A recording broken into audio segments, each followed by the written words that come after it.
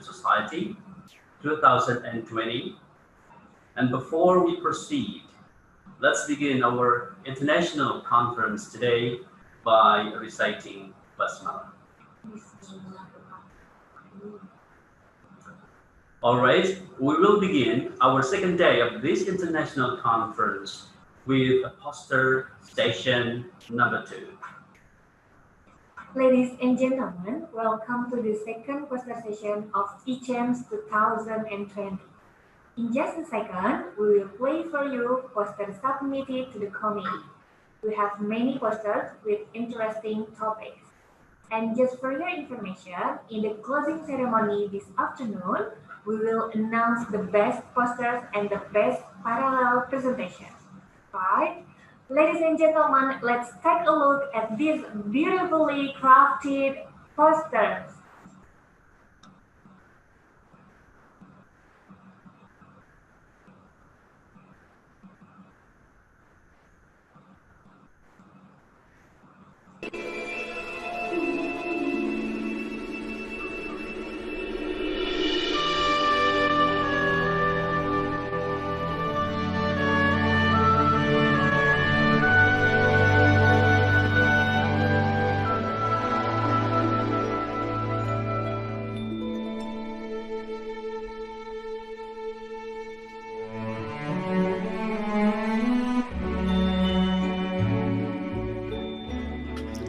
Assalamualaikum warahmatullahi wabarakatuh. Introduce myself. My name is Dini Nurfitria. I'm university student of UIN Syarif Hidayatullah, Jakarta. I'm going to talk about my research result, the effect of inquiry learning model with pictorial riddle technique based digital on student creative thinking ability towards temperature and heat concept. The purpose of this research to determine the effect of inquiry model with pictorial riddle technique digital based on student creative thinking ability towards temperature and heat concept. The result is conducted at Senior High School, Rumpin, and the methods with intelligence in the research are quasi-experiment with an equivalent control group design. The dependent variable is inquiry learning model with pictorial technique digital based, and independent variable is creative thinking ability towards temperature and heat concept. Next, result and discuss. Based on the research result, the result pretest and post-test experiment class and controller class appear. There is a quality improvement average score to both of the classes. The control classes average score before the treatment is 35.733 and after treatment is 54.67.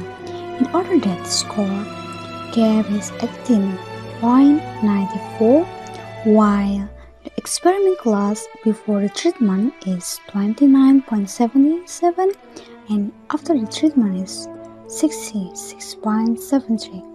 In order that score gap in 39.96.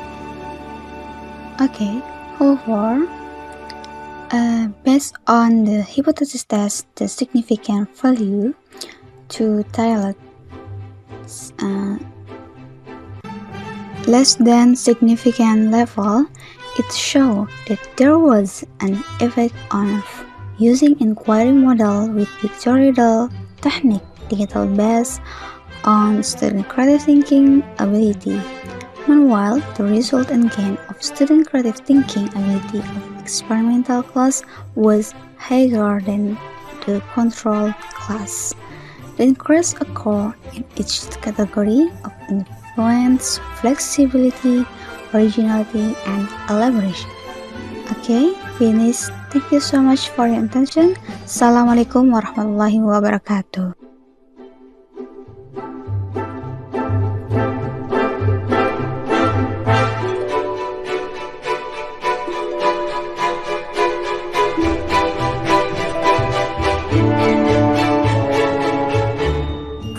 The effect of of guided inquiry-based hypermedia on students' high-order thinking skills in thermodynamic concept by Milanur Malasari and Erina Hertanti from Syarif Hidayatullah State Islamic University, Jakarta, Indonesia. Thermodynamic is a concept in physics that is considered difficult. The difficulty in understanding the concept is caused by students having to use high-order thinking skills. Meanwhile, some research results indicate that students' high-order thinking skills are still low. In this study, guided inquiry-based hypermedia was applied to hone students' high-order thinking skills on thermodynamic concepts. This research was conducted at SMA Islam Terpadu Mentari Ilmu Karawang in April 2020. Quasi-experimental was used as a method in this research. The research sample was class 11 students who were grouped into the experimental class and the control class. The test instruments used were essay questions, and non-test instruments used were questionnaires. The endgame results show that the post-assessment score of the experimental class has increased, however, the increase was categorized as moderate. Hypothesis testing showed that there is an effect of guided inquiry-based hypermedia on student high-order thinking skills. Meanwhile, the result of the questionnaire showed that learning used hypermedia based on guided inquiry received a positive response from students and was categorized as very good, 83%.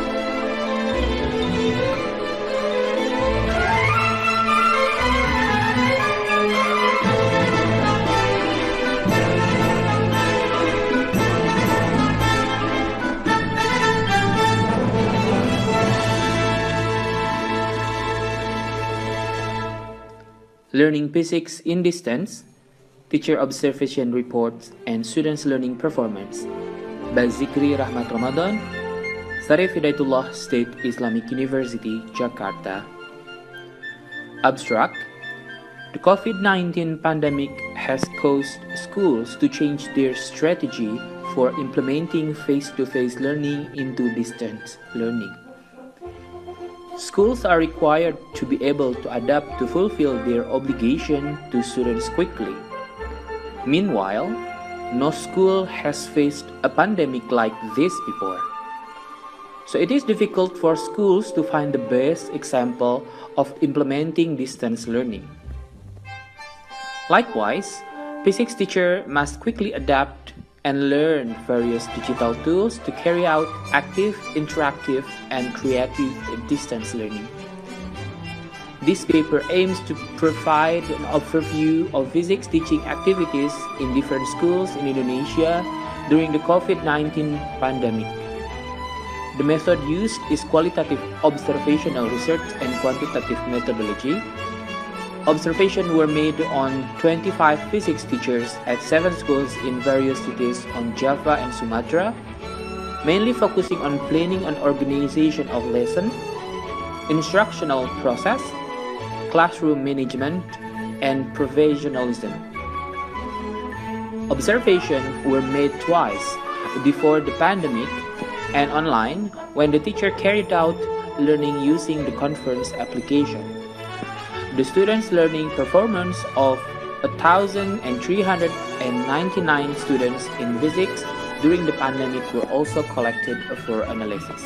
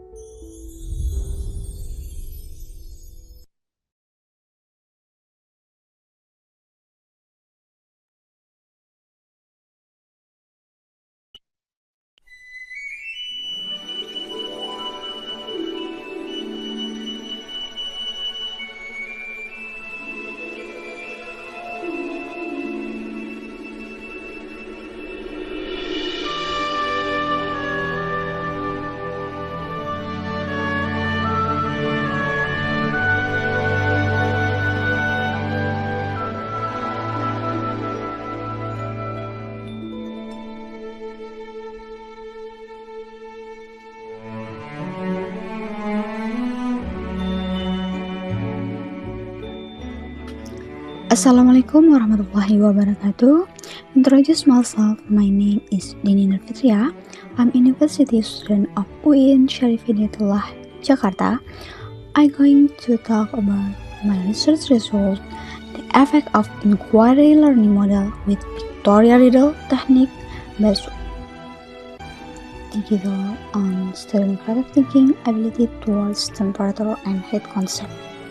The purpose of this research to determine the effect of inquiry model with pictorial riddle technique digital based on student creative thinking ability towards temperature and heat concept. The result is conducted at Senior High School, Rumpin, and the methods with intelligence in the research are quasi-experiment with an equivalent control group design. The dependent variable is inquiry learning model with pictorial technique digital based, and independent variable is creative thinking ability towards temperature and heat concept. Next, result and discuss. Based on the research result, the result pretest and post-test experiment class and controller class appear.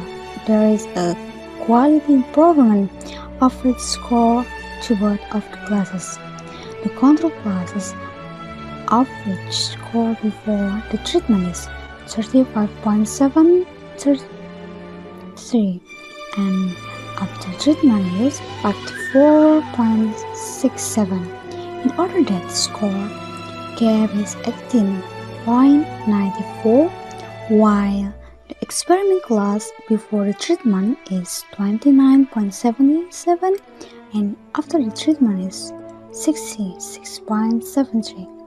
In order that score gap in 39.96.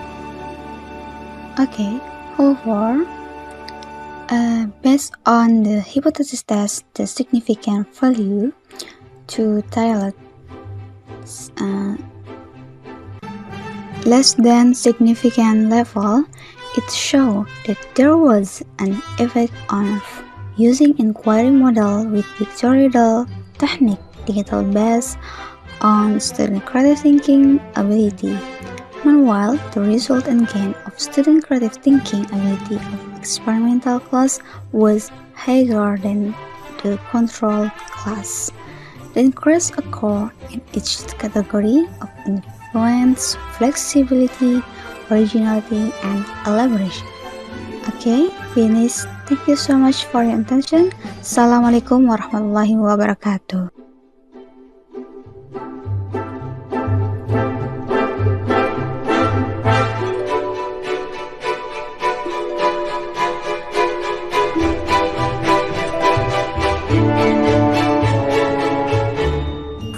The effect of guided inquiry-based hypermedia on students' high-order thinking skills in thermodynamic concept by Milanur Malasari and Erina Hertanti from Syarif Hidayatullah State Islamic University, Jakarta, Indonesia.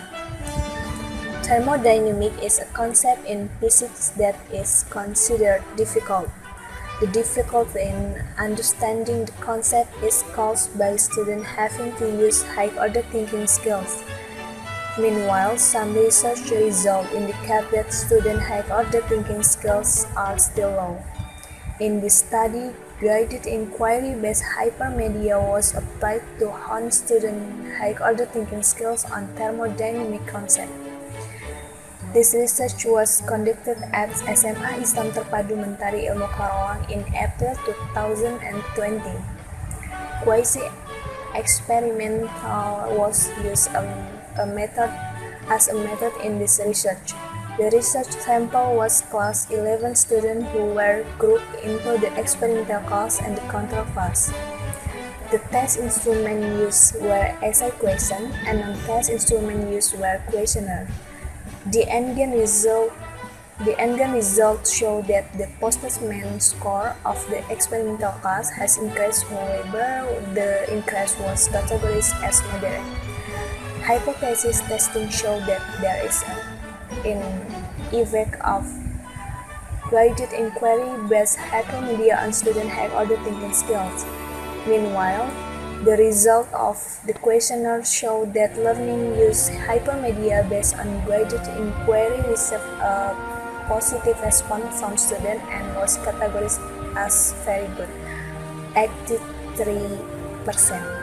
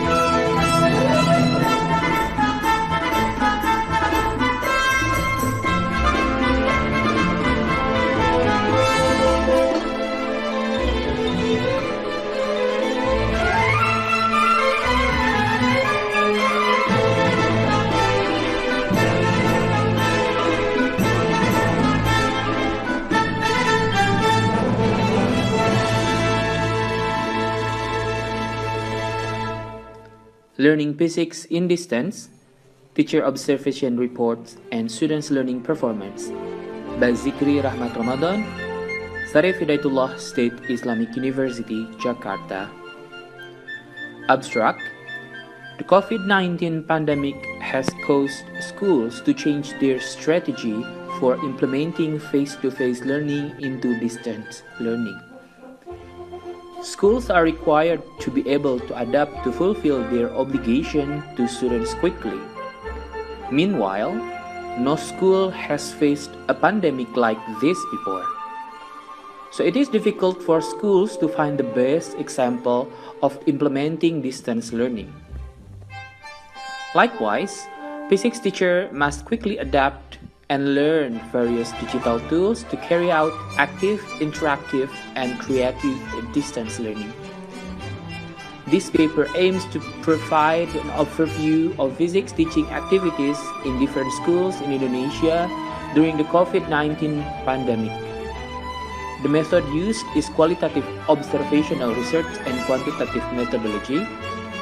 Observations were made on 25 physics teachers at 7 schools in various cities on Java and Sumatra, mainly focusing on planning and organization of lesson, instructional process, classroom management, and professionalism. Observations were made twice, before the pandemic and online when the teacher carried out learning using the conference application. The students' learning performance of 1,399 students in physics during the pandemic were also collected for analysis.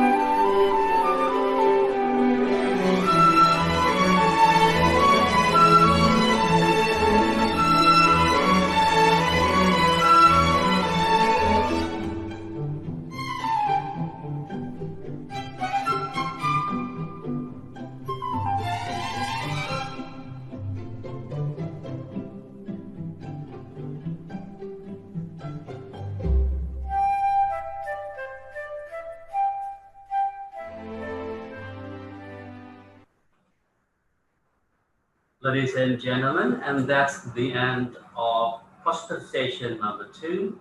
Thank you so much for your kind attention. And yes, we played the video twice, and that's to give you more time to understand and to grasp ideas in the posters. Again, thank you so much for your attention.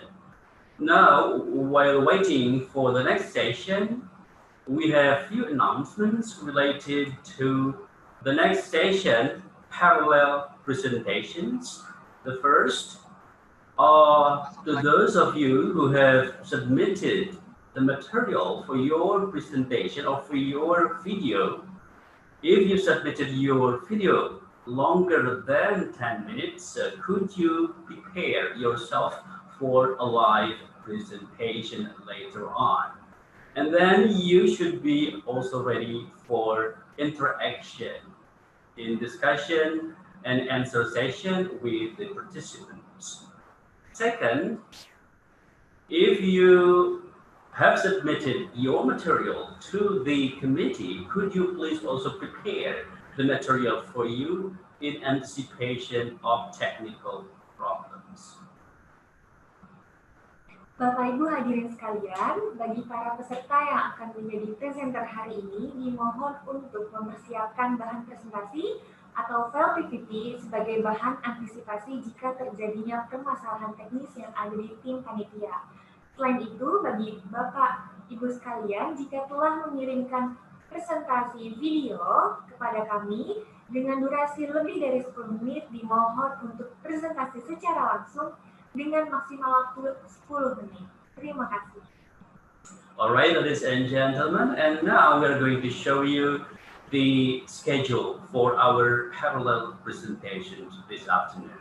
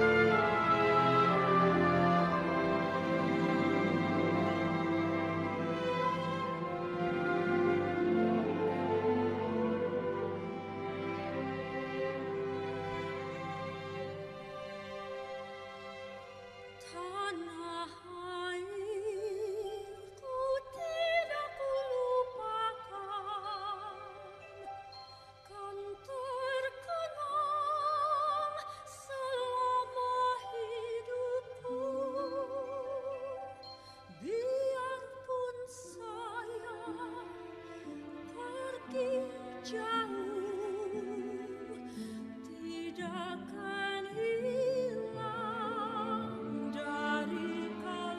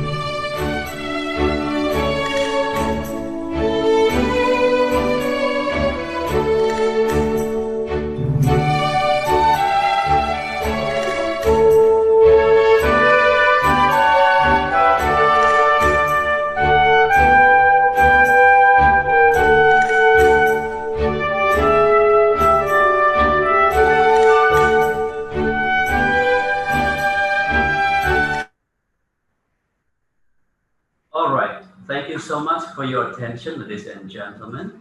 And also, please now decide which one or which room you're going to join, because we will have limited number of participants for each room. So please decide which one you're going to go or you're going to join.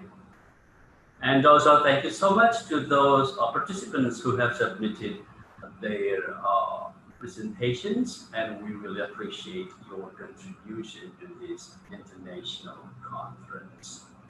And now, ladies and gentlemen, welcome back to plenary session, and this is the second plenary session of our international conference.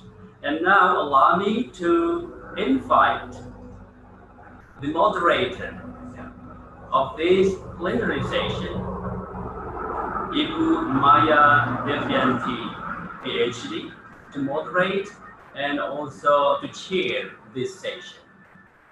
And just a quick introduction about our moderator. Ibu Maya Devianti, PhD, completed her master's degree in English education at Universitas Pendidikan Indonesia, or Indonesia University of Education, Bandung. And she earned her PhD in TESOL, teaching English to speakers of other languages at the University of Canberra, Australia. And her research interests include critical thinking and technological innovations in English language teaching.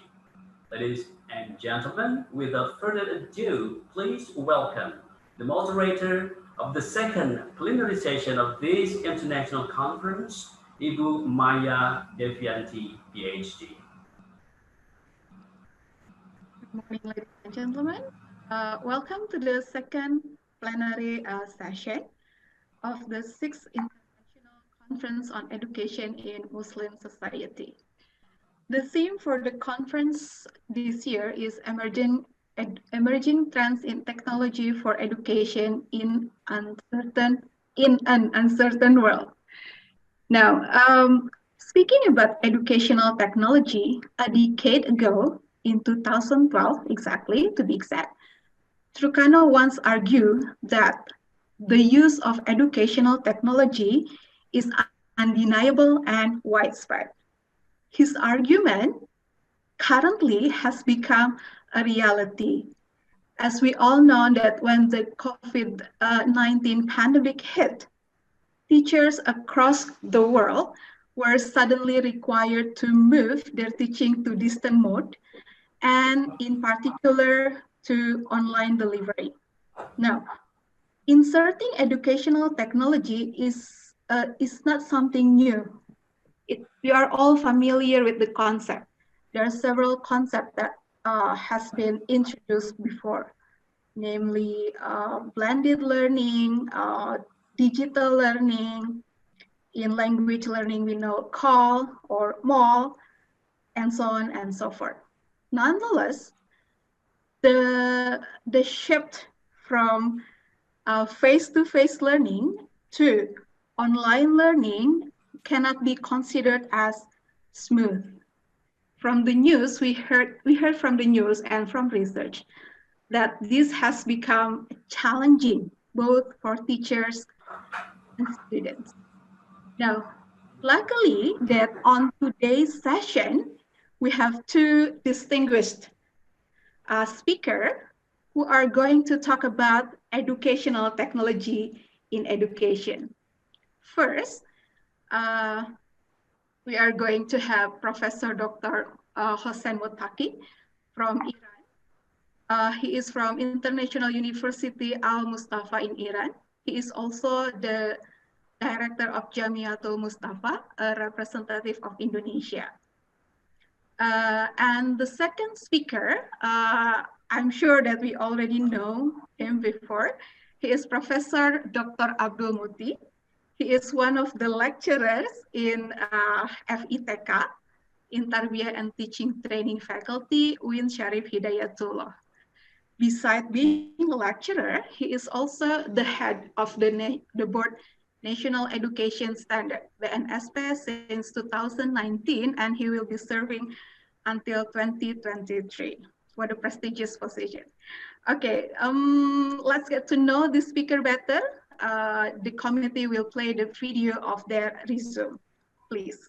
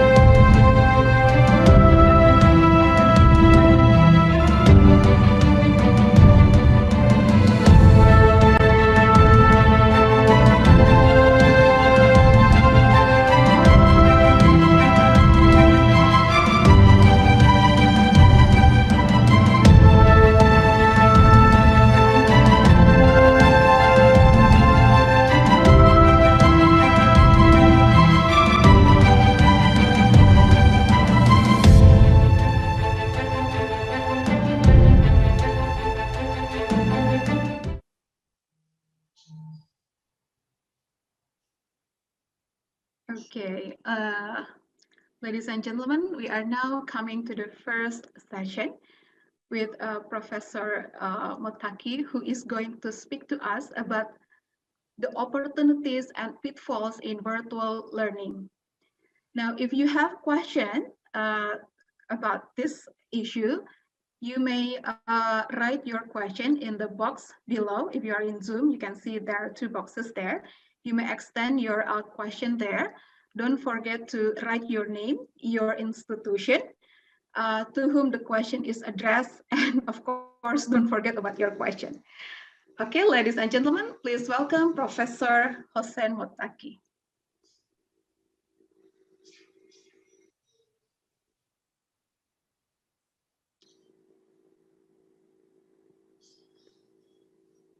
Are we ready?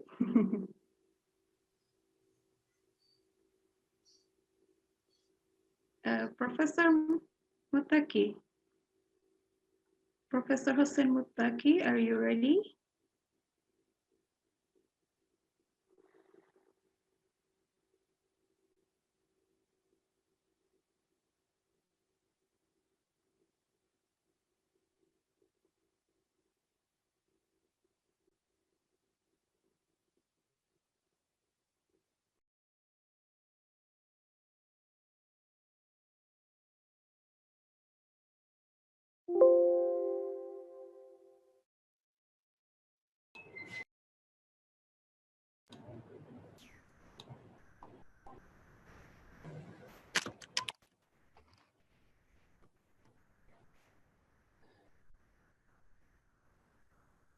Professor, you are still mute.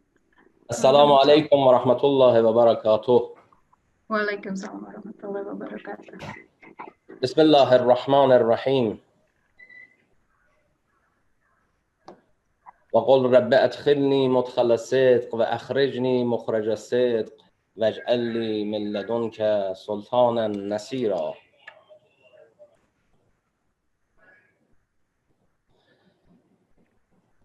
الإخوة والأخوات الأعزاء السلام عليكم ورحمة الله وبركاته. وعليكم السلام ورحمة الله وبركاته. أقدم جزيل شكري لله تبارك وتعالى على أنه جل اسمه آتانا الفرصة لإعداد مقالة علمية لتقديمها في هذا الاجتماع القيم. I will be translating Professor Mutaqi's speech in English. Allow me. I thank Allah subhanahu wa ta'ala for giving me this opportunity to present my speech in this honorable conference. Thank you for giving me the opportunity, and thanks for Allah subhanahu wa ta'ala to give me this opportunity. وأيضا أقدم جزيل شكري لجميع المسؤولين المحترمين في هذه الجامعة النبيلة وهذا المؤتمر العلمي. As well, I give my thanks to the responsibles of this university, this honorable university, for giving me this opportunity to participate in this conference. وأيضا أقدم جزيل شكري لسماحة الدكتور خالد الوليد بمساعدته في هذا المقال. وأيضا أقدم جزيل شكري للدكتور عباسي على ترجمة كلماتي. And many thanks to Dr. Khalid Al-Walid, who has helped me in preparing this this paper, as well as Basi, who is translating this lecture for me. وأطلب من رئيس هذا المؤتمر العلمي المحترم أن يسمح لي لعرض المقال في هذا المجال. As well as I take permission from the head of this seminary to allow me to give my presentation. موضوع مقاله من شناسایی چالش‌ها و فرصت‌های مجازی سازی تربیت و آموزش در دوران کرونای جهانی است. So the subject of my paper is the the challenges of virtualization of education and learning. So here I will focus on the problems of education and learning and challenges and opportunities in the pandemic era. امروز با توجه به شرایط متفاوتی که جهان در پی همه‌گیری کرونا تجربه میکنه، اکثر دانشگاه‌ها و مدارس، یعنی مدارس عصری، آموزش‌های خودشون رو از طریق فضای مجازی در اختیار دانشجویان قرار میدهند. As we can notice nowadays in this pandemic era, where there are many universities, many educational institutions who are obliged to present their courses, their education programs in online learning, and this challenge really presents a big problem to be solved by those institutions, so that to present their programs in the most effective way. This is the challenge that we are going to discuss in this lecture. اغلب برنامه‌های آموزشی و تحقیقات انجام شده در این حوزه فقط بر آموزش‌های مجازی تمرکز کرده، یعنی بر آموزش تمرکز کرده و از امر خطیر تربیت در عرصه‌های مجازی و پرورش در عرصه‌های مجازی غفلت شده است. As we can notice that these virtual programs, online programs, e-learning are just focusing on the learning aspect of education, but there is one more important aspect that should be focused on, which is the educational aspect that is not taken into consideration by these institutions. آقا یکی برید جلوتر، بعد بعدیش.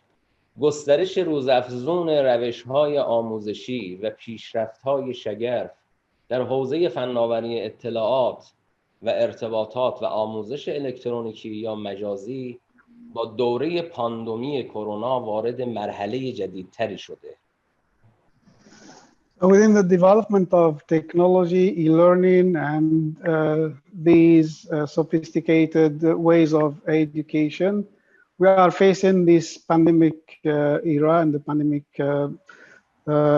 coronavirus that has widespread in the whole world, and all the world is facing the same problem. So the challenge is how to use these programs, these available programs in e-learning and online education to face this pandemic. به نظر میرسه سیستم آموزشی در حال گذار سریع از دوره سنتی و به دوره‌های مدرن هست.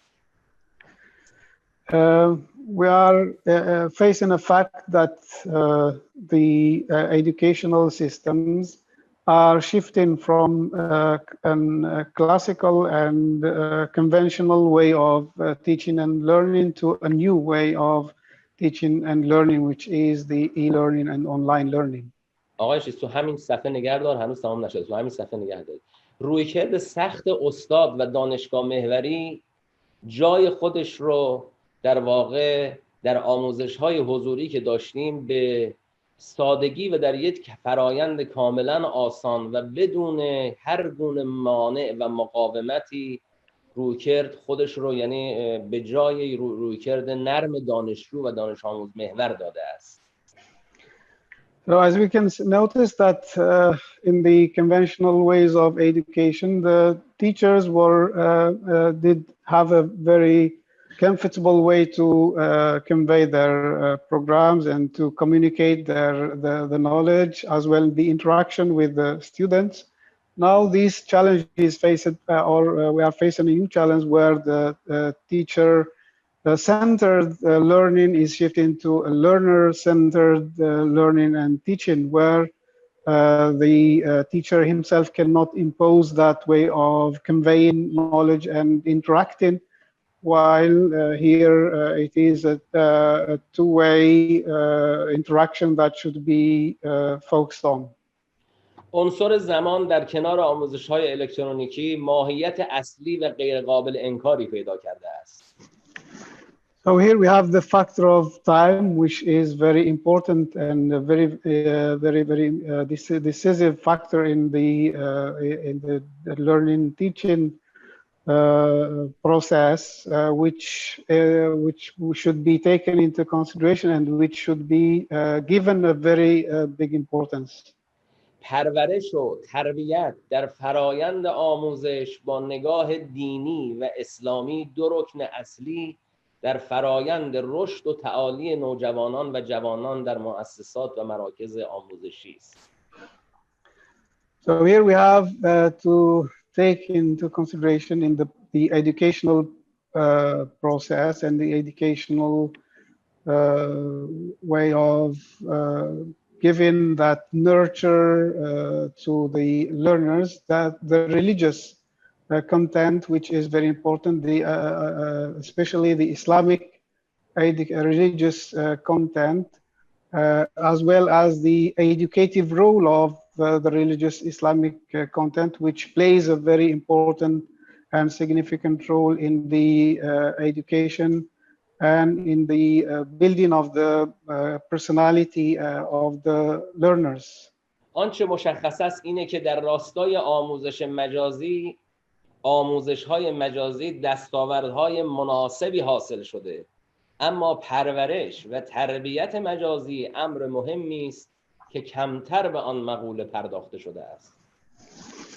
Yeah, as we can notice that in the e-learning programs and processes, there are very significant outcomes that we got in this very maybe short experience, but there is a very main problem that is not really solved, which is the educational factor and the educational aspect of this process. ما در این پژوهش به دنبال این هستیم که پیدا کنیم که با گسترش و ضرورت روی آوری به آموزش‌های مجازی که دانشجو از حضور در مراکز آموزشی دوره و ارتباط سیستمیکی با اساتید و مربیان و مشاوران نخواهد داشت، وظایف دانشگاه‌ها و اساتید در تحقق اهداف تربیتی و پرورشی جوانان چیست و دانشگاه‌ها چه برنامه‌ای رو برای پاسخگویی دقیق و برنامه محور به نیازهای تربیتی و پرورشی جوانان باید داشته باشند. So in this research, I am trying to raise the question and to solve this problem where we should consider what are the solutions and what are the programs that are available and that should be given and should be available for these e-learning systems and to overcome that interactive and that interaction that which does not take place in these distant learning. So how can we implement or how can we design programs that can solve this this distant learning while it implements the educational factors and the educational components of this system. So it is a challenge both for learners, teachers, and also for institutions, how to think of designing programs for this specific purpose within these conditions, within these new conditions, and to have that objective in mind. یادگیری آنلاین مزایای زیادی داره که ما 10 تا از این مزایا رو در این پاورپوینت و در این مقاله شمرده ایم. E-learning and online learning has many advantages, and as we have mentioned in this, you can see in the slide, you can see the advantages and the benefits of online learnings. So as we can see, اولین مزیت می توانید شما با آموزش آنلاین در زمانی از خدمتتون عرض شود که در زمانی از روز که بالاترین سطح یادگیری رو داره استفاده کنید.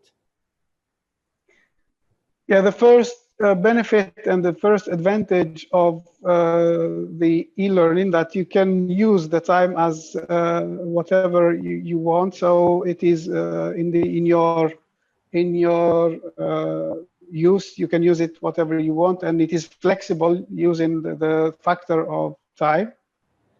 مطالب رو با سرعت میتوان به دانش آموزان و دانشجویان آموخت. Also, you can convey the meaning and convey the content that you want, and the huge amount of content to the learners. It is also flexible. You can convey whatever content you want. So you are not limited in terms of content. با یک برنامه‌ریزی دقیق میتوان ارتباط بیشتری با استاد و سایر شرکت کنندگان برقرار کرد. So within a very well settled and set program, you can have that interaction between students and learners, and that flexible interaction within many teachers and lecturers who are available in any time and within the reach of the learners. مهمترین در واقع دستاورد آموزش مجازی این استش که دانشگاه‌ها می‌توانند از اساتید برجسته در سراسر جهان برای ارتقاء سطح آموزش دانشجویان استفاده بکنند. The most important advantage in this e-learning system in that you can benefit from the availability of the eminent and the most important lectures wide over the world. So for example, if whoever you see that is has that competence to be your content provider or knowledge provider, you can access him and then you can use him as in the development of this program. So this is one of the most important advantages. من برای رعایت وقت بقیه رو نمیشمارم، در مقاله من وجود داره، میتوانن رجوع کنن. So because of the limits of or the constraints of time, so I will not mention all these benefits. So I will sum up just a few of them. یک نکته بسیار مهم در اینجا وجود داره آقای عباسی، همینجا که جدول هست یه خورده برید بالاتر فکر میکنم، همون 1 2 3 که گذاشته بودن دست شماست دیگه نه؟ No, that's the one. شما نیست. این نگاه کن، همین جدولی که داریم من میخوام توضیح بدم. Yeah, in this table I would like to explain about this table. جناب اندرسون که یکی از نظریه پردازهای مهم عرصه آموزش و تربیت هست، 3 رویکرد و الگوی یادگیری رو برای دانشجویان ارائه میکنه در عرصه‌های آنلاین. So the eminent researcher in education, here the name was mentioned, has designed the preparation of learning and teaching, online learning and teaching in three main components and pillars. اولین نکته آماده سازی یادگیرنده است. دانشجویان باید آماده بشوند که بتوانند از ظرفیت مجازی استفاده کنند. The first component and the first pillar is that you have to prepare the learner for this educational approach, this new educational approach. دانشجویان باید یک نقشه آموزش بر اساس داده‌های مجازی در اختیار داشته باشند تا اهمیت استفاده از درس‌های آنلاین و سودمندی آن مطلع بشوند. Learners should have a roadmap how to use and how to benefit from the available programs in this system, in the online learning. So this roadmap is very important for the learners. و دومین نکته بحث فعالیت یادگیرندگانه، یعنی خود یادگیرندگان باید، یعنی دانشجویان باید بدانند که فعالیت اونها در عرصه آموزش مجازی یک حالت مضاعف و دوچندان پیدا میکنه. The second factor, the second pillar is that the learners should be aware of that they're being active. So the activity of the learners is a very important factor in this in the taking place of this learning and educating program. So without being active, this program doesn't take place. So the passive learner that stays behind the layer and just staying passive, not participating, not taking part in this program doesn't really have an effective learning. و نکته سوم در کلام اندرسون این است که در عرصه آموزش‌های مجازی تعامل دانشجویان با یکدیگر نیازش خیلی بیشتر میشه و ضرورت اون خیلی بیشتره. In Anderson's pattern, there is in the third pillar is that the learners and the interaction between learners themselves, other than interaction with the teacher. So that interaction is a very vital to their learning process takes place within that interaction. So when they are active, when they are also conveying or sharing the knowledge that they get, discussing, problem solving, they solve their problems, it helps them to actualize that learning. به نظر این جانب یک نکته بسیار مهم در این کلام اندرسون خوابیده است و آن این که در واقع تعامل هرچه بیشتر میان استاد و دانشجو و دانشجویان دیگر با یکدیگر امکان آموزش و پرورش و تربیت رو برای دانشگاه‌ها بیشتر میکنه. یعنی ارتباط استاد با دانشجویان باید در یک نظام سیستمیک در واقع تعریف بشود و اون سیستم ارتباط هم در اختیار دانشجویان و اساتید قرار بگیره. According to me, to Professor Muttaqi, the most important pillar of this plan is that the interaction between teacher, learners, and learner-teacher is very important for the learning and educating program to take place. So, as we said before this, that this interaction is the most important determining factor. And this interaction should be defined in a very systemic way so that it is not anarchic, and it takes place in a very systemic way so that it will give us a very effective learning and educating outcome.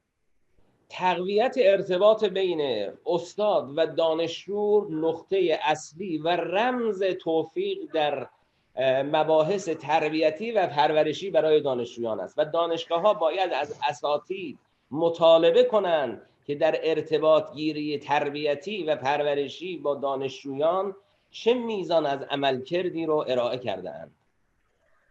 So the role of the institutions, of the educating institutions, universities and colleges, that they should reinforce this relation, and they should ask their lecturers, their teachers, the learners to establish this relation, to have that interaction, and to have that very strong relation between and human relation, especially between learners, teachers, and teacher learners, so that to make that the process of learning, educating effective. یک قسمت وظیفه اساتید هست برای ارتباط با دانشجویان که بیان شد، اما وظیفه دوم که وظیفه دانشگاه‌ها، یعنی یک وظیفه مشترک بین دانشگاه‌ها و اساتید هم ایزن هست، بحث الزامات تحقق پرورش و تربیت مجازی در عرصه‌های آموزش‌های آنلاین هست. So that what we have said before is the duty of the teachers, the learners, but more important than that is that the duty of institutions and educating centers, universities, and colleges is that to make this need, this interacting need between teachers and learners as compulsory, and it cannot, the learning process cannot take place without it. So it should be imposed in a very systematic way, and should be explained so that all the parts taking place in this process are aware of the importance of that factor. اولین الزام تحقق پرورش و تربیت مجازی آماده سازی محتوای تربیتی بر حسب گروه‌های سنی و نیاز دانش آموزان و دانش‌پژوهانه. So the first obligation for the institutions and also the lecturers, learners, is the preparation of a program that fits in this new model of education, which answers and gives the opportunity to those objectives to take place and to be realized. دومین لازمه لزوم ایجاد ارتباط علمی و تربیتی استاد و معلم با دانشجوست. Yeah, the second obligation is to establish and to realize that relation, educative or learning between the teachers, the lecturers, and learners. رابطه بین استاد و شاگرد یکی از مهمترین عناصر در مدیریت فرایند تربیتی و پرورشی است. So the relation between the learner and teacher, lecturer, teacher, educator, learner is one of the most important pillars of the educating learning systems. در میان اهل ادب و فرهنگ در جامعه ایران ما یک مثالی وجود دارد. Among the intellectuals in the Iranian society, there is there is a saying that depicts this this problem and this factor. در ایران میگویند هر انسانی در فرایند علم آموزی و تجربه اندوزی از دو منبع بهره میبرد. In Iran, they say that the learner, while searching knowledge or while seeking knowledge in the process of achieving knowledge, he needs two factors and two main sources of knowledge. اول استاد، دوم روزگار. The first is a teacher or a master, and the second is the time.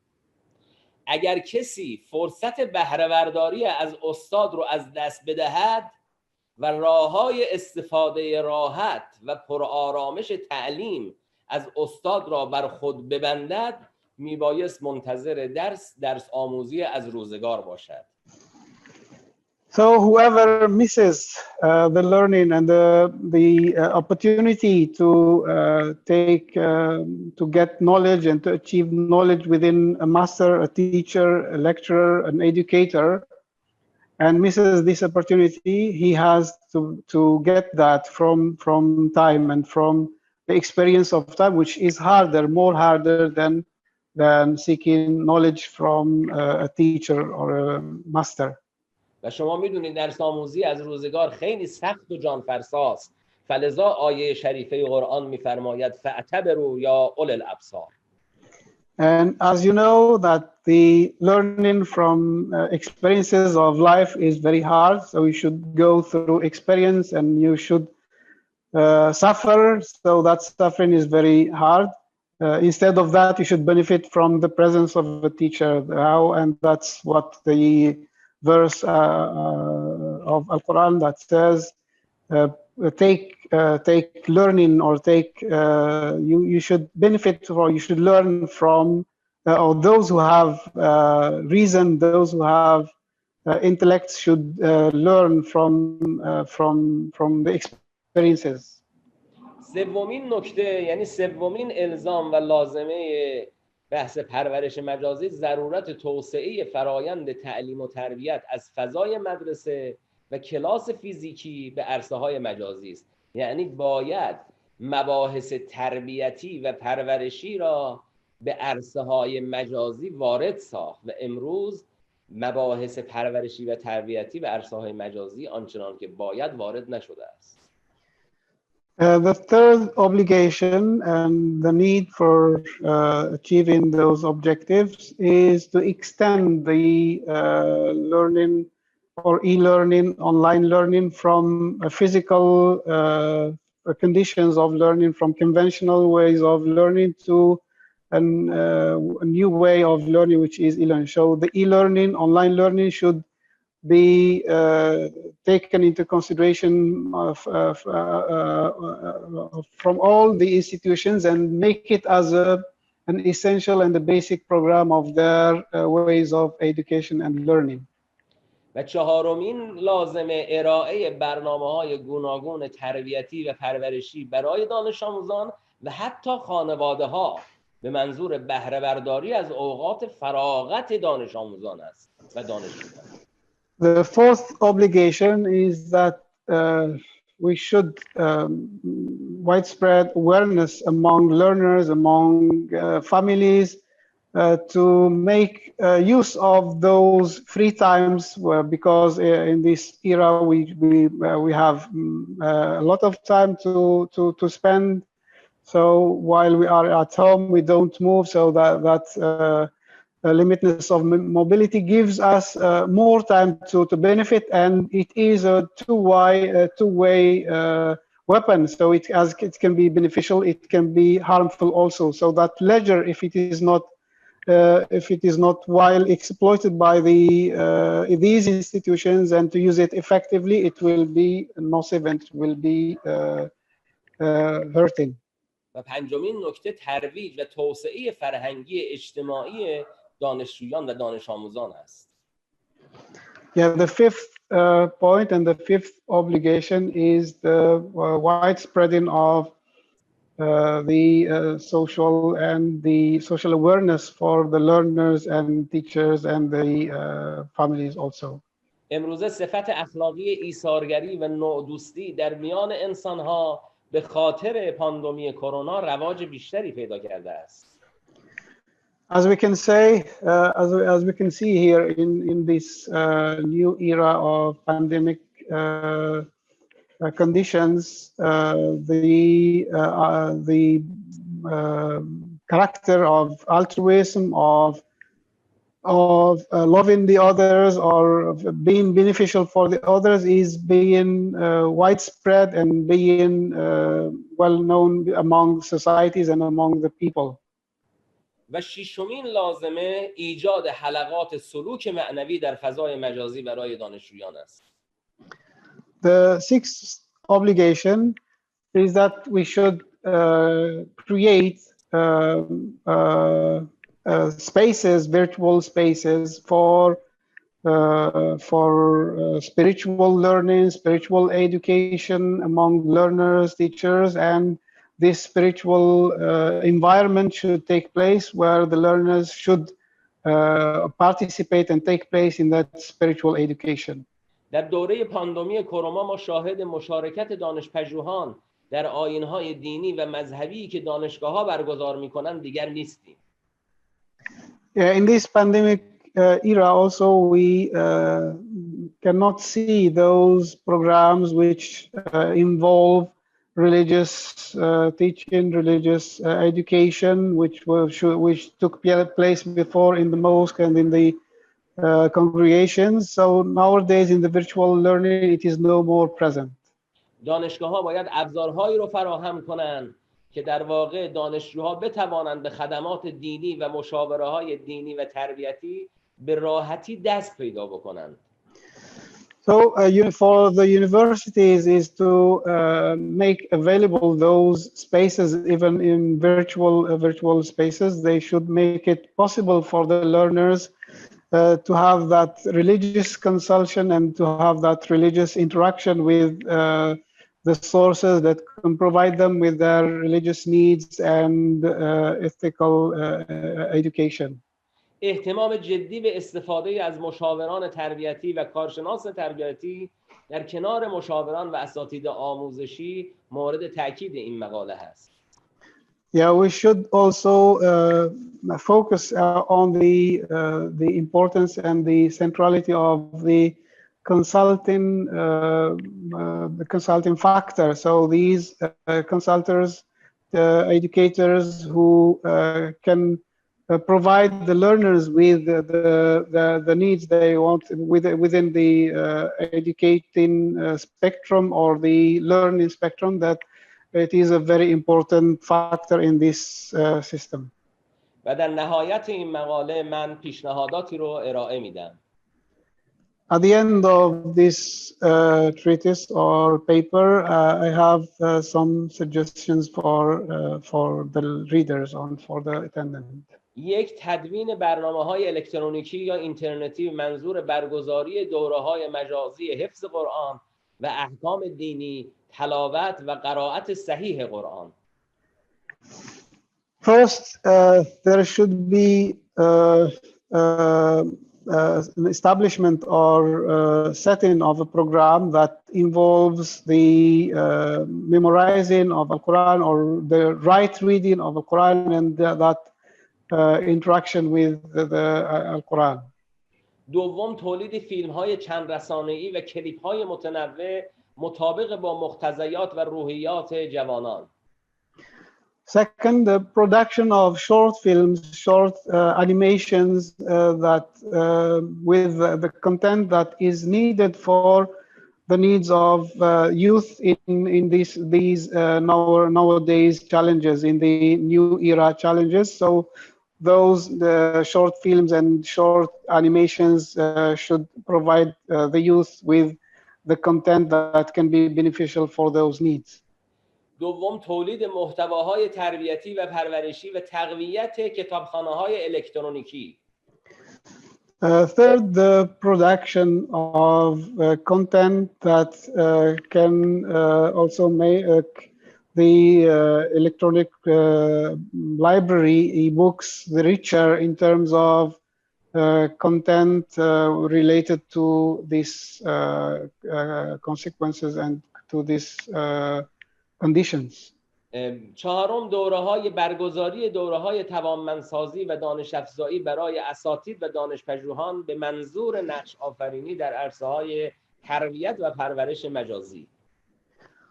Fourth suggestion is to establish or to make available some short courses for the teachers and for the educators to have that opportunity, how to generate, how to produce, how to create those needed contents for these challenges.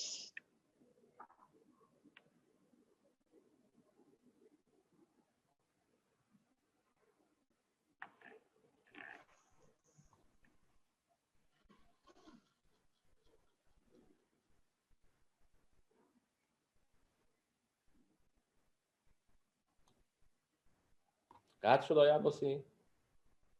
بله بله قطع شد. قطع شد چرا؟ الان وصله. خب الان چیکار کنیم؟ بفرمایید جان ادامه بدید. خدمتتون عرض شود که یه لحظه من چیز شدم. رفتم بیرون از این. الان تصویر شما هست. تصویرم هست ولی من نمیتونم چیز کنم، نمیتونم برم بیرون. آقای مهدوی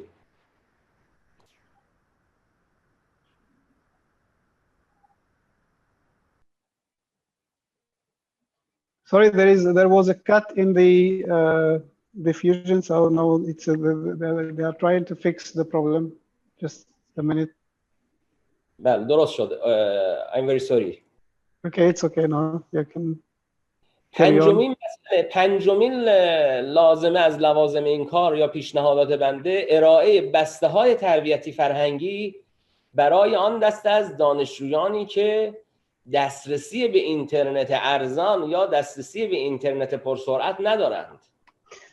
Yeah, the fifth point is the preparation and the availability to make available some packages for special learners who don't have access to the internet and who don't have access to the conditions that the normal learners have. So those packages are destined for those specific learners.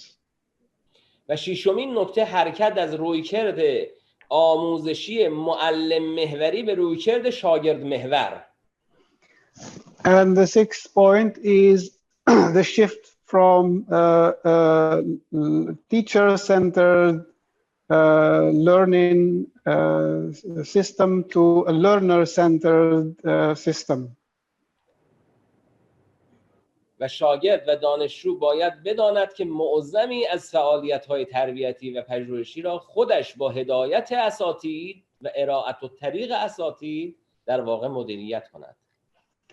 And the learners, students should be aware that they have to make the most important role in this educational system, where the teachers and the lecturers just play the role of guidance and guide in this way, but the most important role is to be taken by the students. در این شیوه موضوع اصلی مباحث رو استاد و معلم بیان میکنن و سایر موارد از طریق فعالیت‌ها، پژوهش‌ها و تحقیقاتی که خود دانش‌پژوهان تکمیل میکنن پیگیری و تحت اشراف استاد به اجرا در میاد. So in this system where the lecturers or the teachers, they explain the task to be done by the students and learners. The learners should take that seriously and make it in practice and solve the problems that have been set by the lecturers.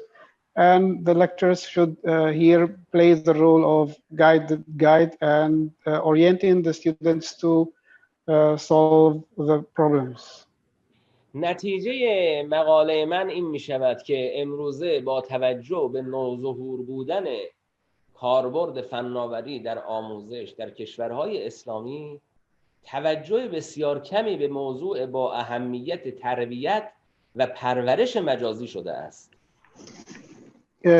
As a conclusion for my paper here, I would mention that within the widespreading of online learning, e-learning, we can notice the absence of a very well systemic program for education in the Islamic countries, which is very important and which should be taken into consideration.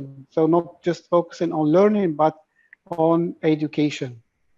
دانشگاه‌ها باید توجه داشته باشند که میتوان به همراه به کارگیری فناوری‌های جدید در مسیر درست تعلیم و تربیت رو در کنار یکدیگر محقق ساخت. یعنی هم به آموزش بپردازیم و هم به تربیت و پرورش با استفاده از فرصت‌هایی که آموزش‌های مجازی و الکترونیکی برای همه ما فراهم کردند.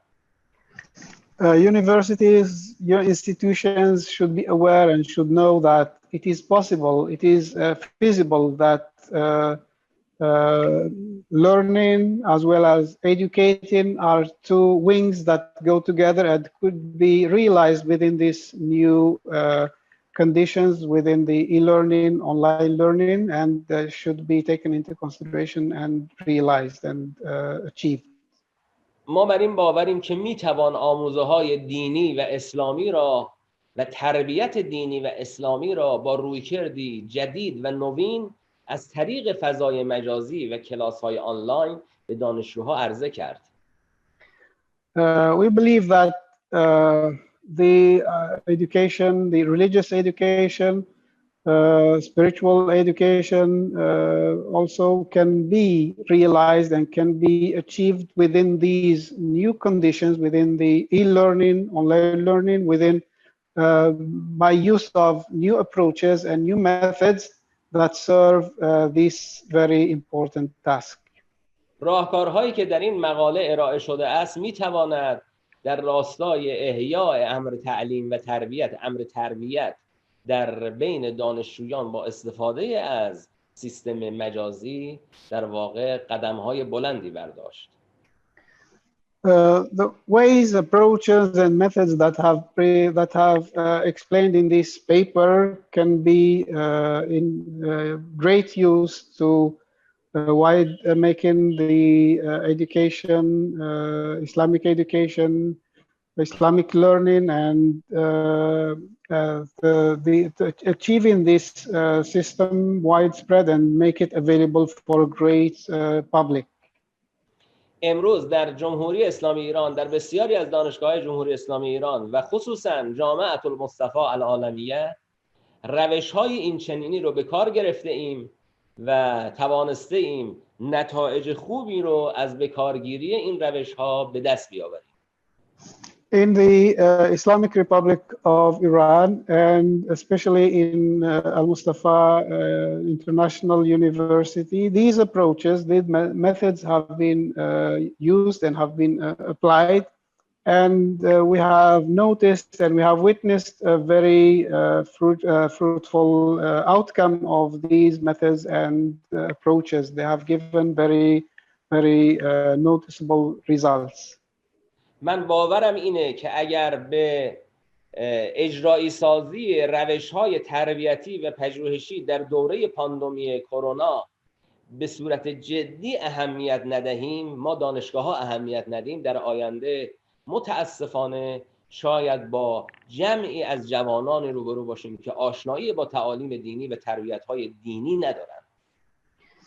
I believe that if we don't take this fact very seriously and we don't pay attention to the educational factor in this new epidemic era, in these new conditions, I believe that in the future we will be facing learners that are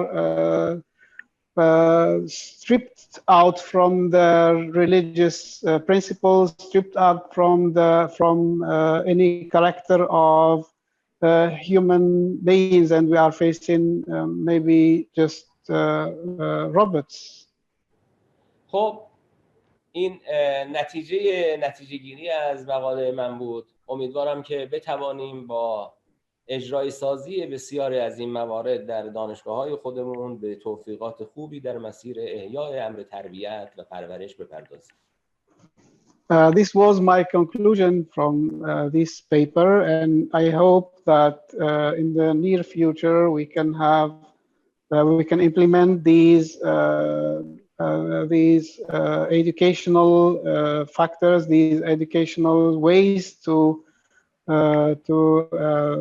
our system, our educational systems, and we can have, inshallah, in the near future, very tangible results and tangible outcomes. از توجه همه شما اندیشمندان به مقاله خودم و به ارائه خودم ممنون و سپاسگزارم و السلام علیکم و رحمت الله و برکاته. I appreciate your attention, and I'm very thankful to your attention to be seated and listen to my speech. Thank you very much. Okay. Assalamualaikum warahmatullahi wabarakatuh. Waalaikumsalam warahmatullahi wabarakatuh. Thank you very much for addressing this interesting topic, Professor. You have provided us with lucid information, what is actually the underlying problems in virtual learning. As you mentioned that in virtual learning, one of the downside is that we lack of engagement. Students and teacher become less engaged. However, on the other side, students have more free time, and then they can make use of it actually. That is the positive side, if we may say that, in this context. And also, it is very encouraging that religious and spiritual teaching can also be achieved in this section. Thank you very much for addressing this stuff. Okay, ladies and gentlemen, we are now moving on to the next section. We are going to listen to a presentation from Professor Dr. Abdul Muti. He is going to present about how to develop digital competence as a way to overcome the current challenges in education. Now, I'd like to remind you that if you have question, please extend your question in the box there, Q&A. Write your name, your institution, and don't forget the question, and to whom the question is addressed. Professor Abdul Muti, the floor is yours, please. Thank you, Maya. Can someone help me to, yeah, okay, thank you for my PowerPoint presentation. Thank you. Assalamualaikum warahmatullahi wabarakatuh. Waalaikum assalam wa rahmatullahi wa barakatuh. Esteemed Professor Hussein Mutaki, who just presented his very thoughtful paper in this very important international conference. And thank you, moderator Maya Devianti, and distinguished participants. Allow me just to read through my paper on emerging trends in technology for education in an uncertain world, developing digital competences in dealing with the current challenges in education. I just want to read through this PowerPoint presentation, and hopefully it will give us more time for discussion and question and answer. Next, please. It is inescapable that Industry Revolution 4.0 has tremendous impact on various aspects of life, including education sector. The COVID-19, which forced millions of students around the world to learn from home, mitigate the deadly impact of the virus, has tremendously accelerated these changes. While things are getting more positively personalized and pedagogically efficient, shallowness and eclecticism also seem to have become everyday human behavior. Educational institutions cannot escape from these changing values and must adapt accordingly in order to make the best use of this development and mitigate the unexpected downside. Hence, there is a need to elaborate more on what is called digital competences. Next, please. Rotolo, Hicks, and Martin, 2015, elaborated 5 attributes to educational technology which is currently being developed: far-reaching innovation, relatively fast development, consistency, conspicuous impact, but also uncertainty and vagueness. What is important is to ensure that educational technology can encourage students' problem-solving skills, critical inquiry, and also to make sure that meaningful teaching and learning process are taking place accordingly.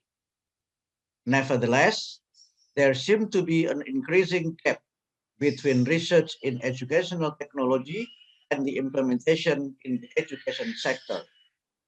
With this situation, it's justifiable to worry that pedagogical aspects such as critical thinking, meaningful learning experience, and even character building are not taken into account during the research process. Next, please.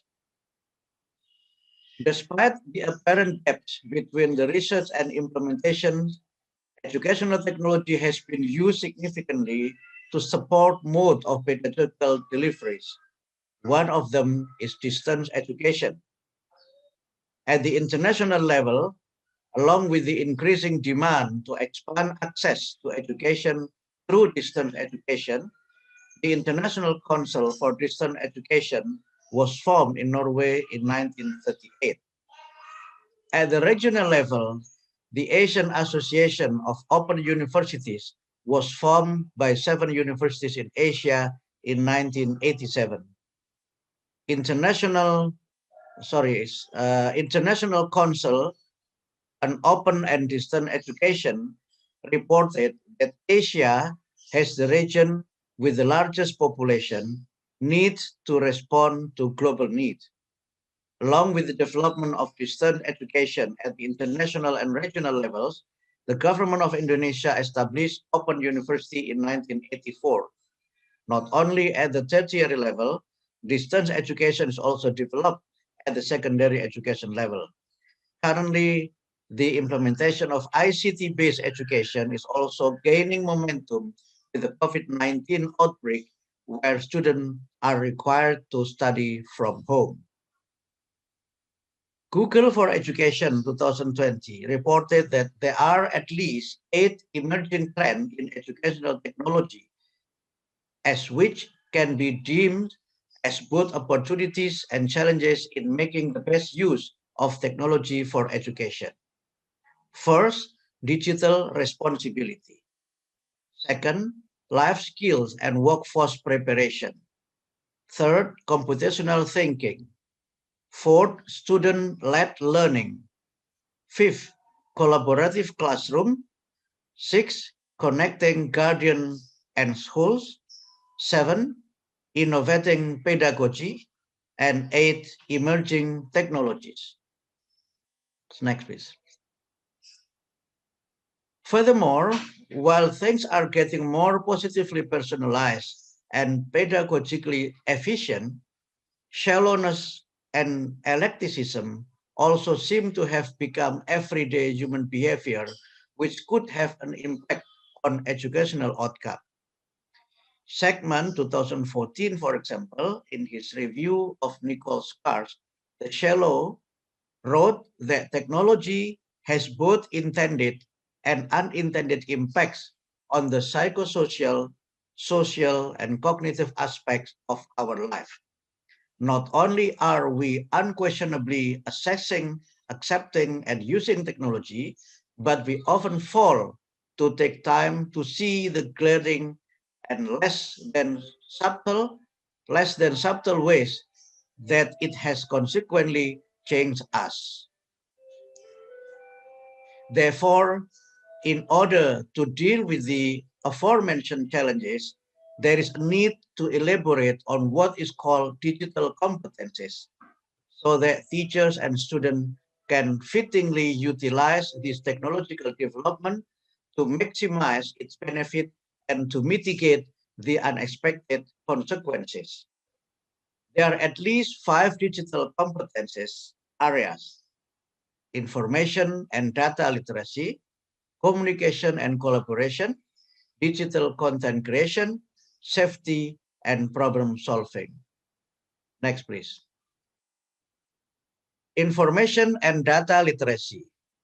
That include browsing, searching, and filtering data, information, and digital content.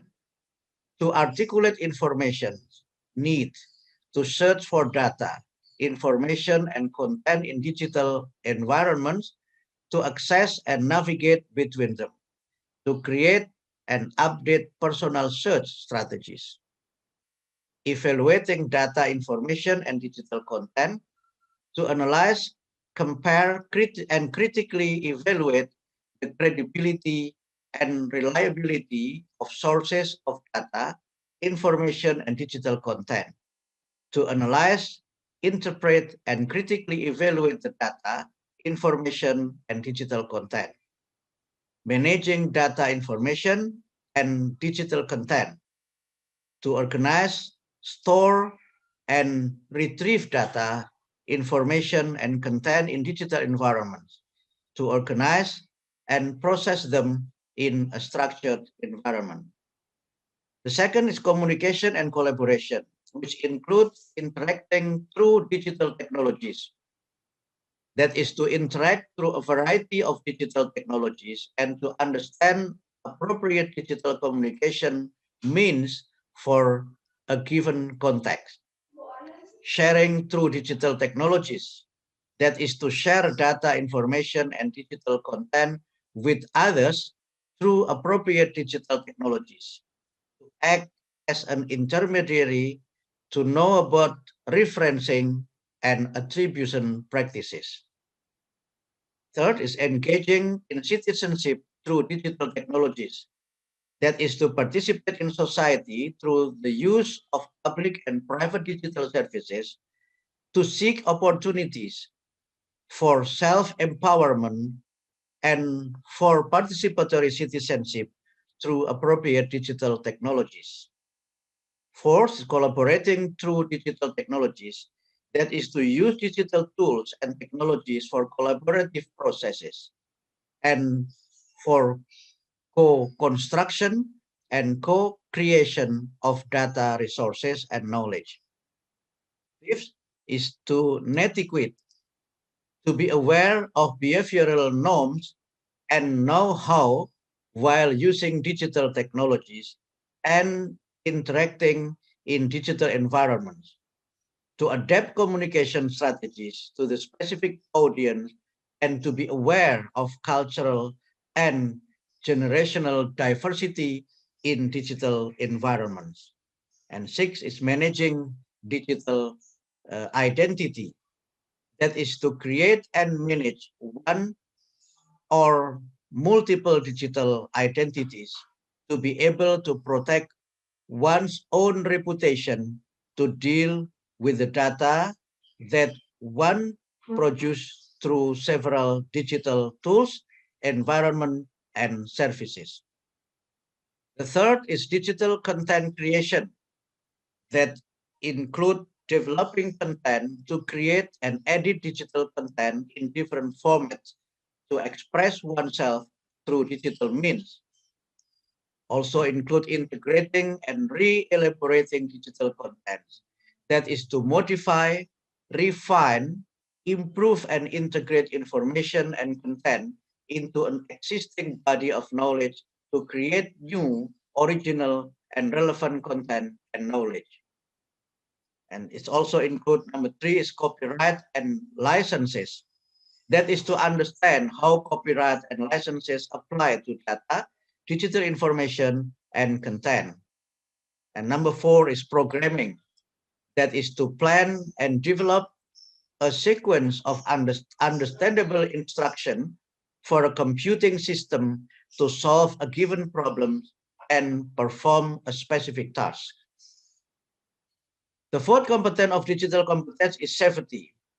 That is protecting devices, to protect devices and digital content and to understand risk and threats in digital environments, to know about safety and security measures, and to have a due regard to reliable and privacy.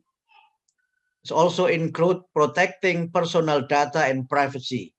That is to protect personal data and privacy in digital environments, to understand how to use and share personally identifiable information while being able to protect oneself and others from damages, to understand that digital services use a private policy to inform how personal data is used.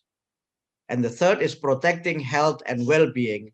That is to be able to avoid health risk and threat to physical and psychological well-being while using digital technologies, to be able to protect oneself and others from possible dangers in digital environments.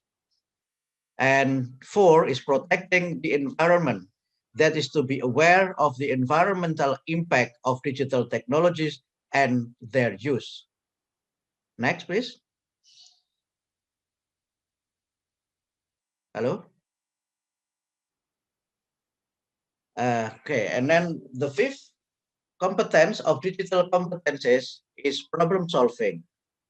That include problem solving in technical. That is to identify technical problems when operating devices and using digital environment and to solve them. Number 2 is identifying needs and technological responses that include the ability to assess needs and to identify, evaluate, select, and use digital tools and possible technological responses and to solve them, to adjust and customize digital environments to personal needs. And third is creatively using digital technology. That includes the competence to use digital tools and technologies to create knowledge and to innovate processes and products, to engage individually and collectively in cognitive processing to understand and resolve conceptual problems and problem situation in digital environments. And fourth is identifying digital competencies. Gaps, identifying digital competence gaps. That is the ability to understand where one's own digital competence need to be improved or updated, to be able to support others with their digital competence development, to seek opportunities for self-development, and to keep updated with the digital evaluation. And in conclusion, the aforementioned digital competencies, namely information and data literacy, communication and collaboration, digital content creation, safety, and problem solving, are needed to be nurtured if educationalists are eager to make the best use of the emerging trends in educational technologies and mitigate the unintended consequences in this increasingly uncertain world. Despite the fact that educational technology has been increasingly used to support mode of teaching delivery, such as in distance education, there should be an effort to closer the gap between research of educational technology and its implementation. This means that educationalists should be more involved in the research process so that pedagogical aspects are accommodated and thus the research outcome would bring the utmost benefit to education. I think that's all. Thank you very much. Thank you very much, Professor. You have provided us with an engaging presentation, actually established in 2017, in which far beyond this pandemic. Okay, ladies and gentlemen, for the next section, we are now going to ask our speakers to answer questions from you,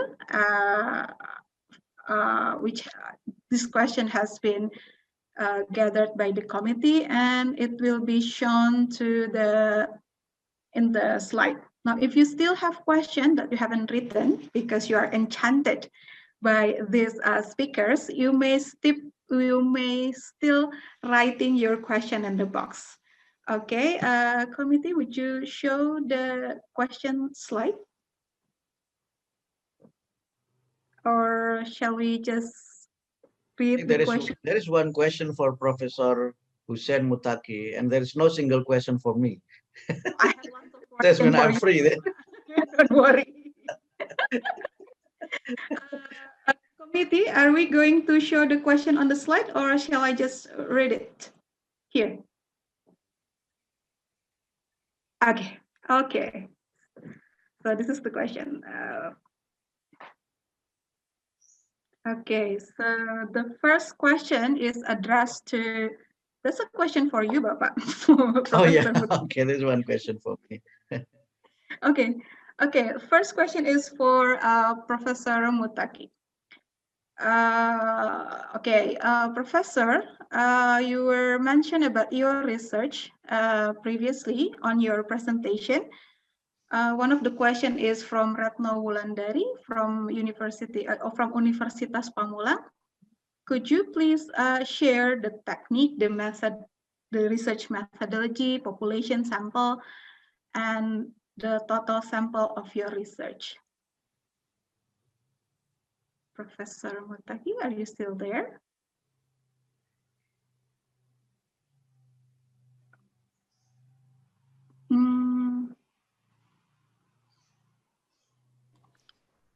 Sorry, just translating what Professor Mutaki question. Would you please, is it to share the methodology or the question which is written in the chat?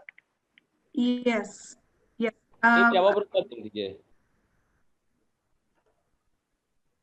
On his presentation, Professor Mutaki mentioned about a research, and one of the audience would like to know about the research that he mentioned in his presentation. Yeah, in what aspect does she want? I think she wants the methodology is mentioned in the paper. So if it is a matter of the methodology and approach that he used, it is mentioned in the paper. So it is a specific. If there is a specific question, please. If she wants to share the paper, it's okay. But the details are mentioned in the paper. Okay, then. So, Ibu Retno Wulandari, the professor would like to share his paper, but if you have specific questions regarding your question, regarding the things that you ask, you may please rewrite your question on the question and answer box. Later on, we will forward the paper to you. Okay? For the second question, which is written in the chat, would you like Professor to answer it? I think I'll go to Professor Muti first. Okay, okay. So the one written in Bahasa Indonesia. Okay, yeah. It's okay. Okay. Professor Muti, your question is, not all faculty members are comfortable with virtual classrooms. I think there are a lot of people who feel uncomfortable with it. Now, what training efforts are required for faculty and students to facilitate changes in mindset and behaviors? همین سوال رو کردی آقای عباسی درسته؟ نه این برای پروفسور عبدالمعطی آقا. اون سوال دوم من چی شد؟ گفتن بعد از این پروفسور عبدالمعطی شما چیز جواب بدید. Yeah, please. Sorry. Okay, can I go on? Yeah, please, Yeah, Professor thank you. Abdul. Yeah, thank you. This question from Arsita. Tuarsito, is it? Yep. Okay, thank you. The first, I think, for teachers, they need to have competent, what I call as technological competence. So faculty members, including teachers, or sorry, lecturers and students, they need to be able to have, let's say, to increase their technological competence. Of course, the second is just need to have a kind of training that involves psychological understanding and also pedagogical competence. It is something that is not always easy to deal with, because some people do not really interested in learning something new. But I think in order to answer this challenge, especially when we have to use many different devices in technology, then I think it is a consequence of this situation that we need to upgrade our technological competence. So we are not only able to use technology, but also we are able to produce many kind of teaching and learning materials to make our materials interesting for students. Second, we need to understand that learning through, let's say, an online system is not always joyful. I think instead of being so fun, I think it's rather people, not only students, lecturers also get bored with this situation. Sometimes teaching online also very boring for some of us. Therefore, we need to understand that actually students also experience what I call as mental downgrades. It's not necessarily mental problem, but sometimes when they are actually involved in so many overwhelming assignment for the teachers, that tend to give them so many materials and give them so many assignments without any, let's say, facilitation or enough explanation, then it will be problematic for them. Therefore, in my view, it also needs the understanding from the teachers about this psychological situation of the student. But of course, it also involves the understanding of the pedagogical competence that we need to, again, to upgrade our ability in this regard. Having this kind of competence, then I think we can have training. But if not, then we can actually improve ourselves through our continuing professional development. What is the purpose of this? Is actually it is important that we need to have a of variety of method and media that we could use for online teaching. It's not always doing like this way. For example, through Zoom and through any kind of uh, uh, a teaching strategy that seems to be one way rather than two ways, and more interaction involved in the teaching and learning. So we need to have variety of learning materials. And the second, which is important, is that we need to we need to select the most essential material and reduce, so that it is not too many things that students need to do, and also again not to besiege students with so many assignments. And finally, of course, I think it is important to always engage with students, that allow them to ask questions, allow them to further question when they are saying that they need to be, let's say, to be more informed, and so on and so forth. It is in this context then we need to have our, maybe, for example, the ability to deal with social media, and also again to engage with our students and be friendly and be frankly to always tell students about the problem and the situation, so that when we have this kind of situation, it is not only their own problems, it is not only their own challenge, but it's also the challenge for faculty members and also a challenge for students. But again, one key point is that we need to upgrade our competence, and this competent upgrading does not necessarily always in the form of training and so on and so forth, but we need to have our own commitment for continuing professional development. Thank you, Maya. Thank you very much, Professor. I agree with you that just today, one of my students claimed that she has a mental breakdown due to this online learning because she has so many assignments and so on and so forth. But Professor, do you agree that there seems to be that this changing, we only change the media. So as if that we only shift from face-to-face to online learning, whereas online learning has its own feature. Yep. So we cannot have what we used to have in face-to-face and then transfer them to online learning. And that's why our students have ended up with many assignments. Okay, one question. You mentioned about lack of interaction between each and students and students and students. Is there a way to enhance engagement? Yeah, the problem with online sometimes, although we have this media like what we use now, Zoom media, it seems that we are online and having direct interaction, but it does not mean that other students actually pay attention to the things going on, because sometimes they just simply switch off the video, and we do not control what they are doing where they switch off the video, and so on and so forth. Therefore, it is important to find new ways and methods. And sometimes it is not always easy. And this is also the thing that I very frequently face when I'm teaching using this kind of media. Because sometimes even students, for example, they switch off the video for a quota reasons. I don't have much quota but for my data, so allow me to switch off my video. And when students switch off the video, what can you do? Because we are not in the same venue. We are separated by certain kind of situation. So I think there might be another way that we still control, for example, by giving them, for example, series of questions that they can read and maybe answer through materials provided or material they can download at their own convenient time. And then we come together for a meeting for question and answer.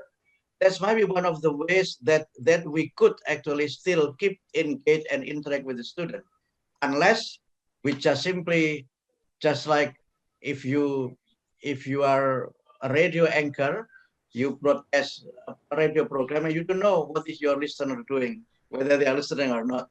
So we need to tackle this kind of challenge. But I think in line with the understanding of the situation, and I think with our commitment that we need to engage students to always with us for the studying, then I think this challenge and problem might be let's say frequently and I think will be solved, I think. Okay, thank you very much. Now, thank you very much, Professor Muti. And I like when you said, be friendly and be frank with the student. Be friendly and be frank. I really like that question. Okay. I will go to the next question. This is for Professor Motaki. Guru membutuhkan, this is in bahasa Indonesia, obviously. Guru membutuhkan waktu beradaptasi dengan baik teknologi maupun. I've already translated. If you want him to answer, please. Okay. بفرمایید. ببینید در مقوله سوالی که شد اولین گام برای این که ما در واقع ما بتوانیم به حوزه تربیت و پرورش بپردازیم در واقع فرهنگسازی این مقوله هست. So the first step to solve this problem is to make this question or this problem as a culture that is something that everybody is aware of it. So everybody should be aware of this. So this is making something a culture. تا فرهنگ سازی هم در دانشگاه‌ها و هم در میان اساتید و هم در میان دانشجویان ایجاد نشود، نمیتوان به توفیقی دست پیدا کرد. So if you don't make this as a culture, as an awareness, as a general awareness between among learners, among teachers, you cannot succeed in these new challenging system of education and learning. من در متن مقاله نوشتم ما در حوزه آموزش‌های مجازی در ابتدای راه هستیم. As I mentioned in the beginning of this paper, I said that we are in the beginning of the way towards a new era of education and learning system. و به نظر من این فرایندی که من تعریف کردم گرچه با سرعت پیش میره، شاید 2 سال یا 3 سال دیگر زمان بخواد تا این فرهنگ سازی راه بیفته. So as I mentioned, this process will take maybe 1 to 2 more years, so that it will be established as a system and a well-acknowledged system by all communities and a socialized system. So it will take much time. مهم این استش که دانشگاه‌ها در گام اول به ضرورت این کار ایمان داشته باشند و برای رسیدن به این هدف از همین الان حرکت خودشون رو آغاز بکنند. So the most important point is that learners should be aware, and we should also make this awareness take place among learners and teachers, and they feel that this necessity. So they feel that is a necessity to have and to take place, so that this new way of acquiring knowledge, or this new way of life in our intellectual life, should be established and should be taken into consideration. مسئله بعدی این استش که اساتید هم باید برای نقش آفرینی فعال در این عرصه از الان خودشون را آماده بکنن و مهیا بشن. Yeah, the next point is that lecturers, teachers, instructors, they should be creative. So they should think, they should innovate, they should create new ways, new methods, and to establish this interaction. They should learn also. They should learn the ways to convey the knowledge, to interact with the learners. So they should cope with this new situation. دانشگاه‌ها از الان باید بودجه‌های لازم رو برای این کار پیش بینی بکنن که برنامه‌های این پیشنهاداتی که من عرض کردم از الان تدوین بشه تا انشاءالله در وقت خودش به نتیجه برسه.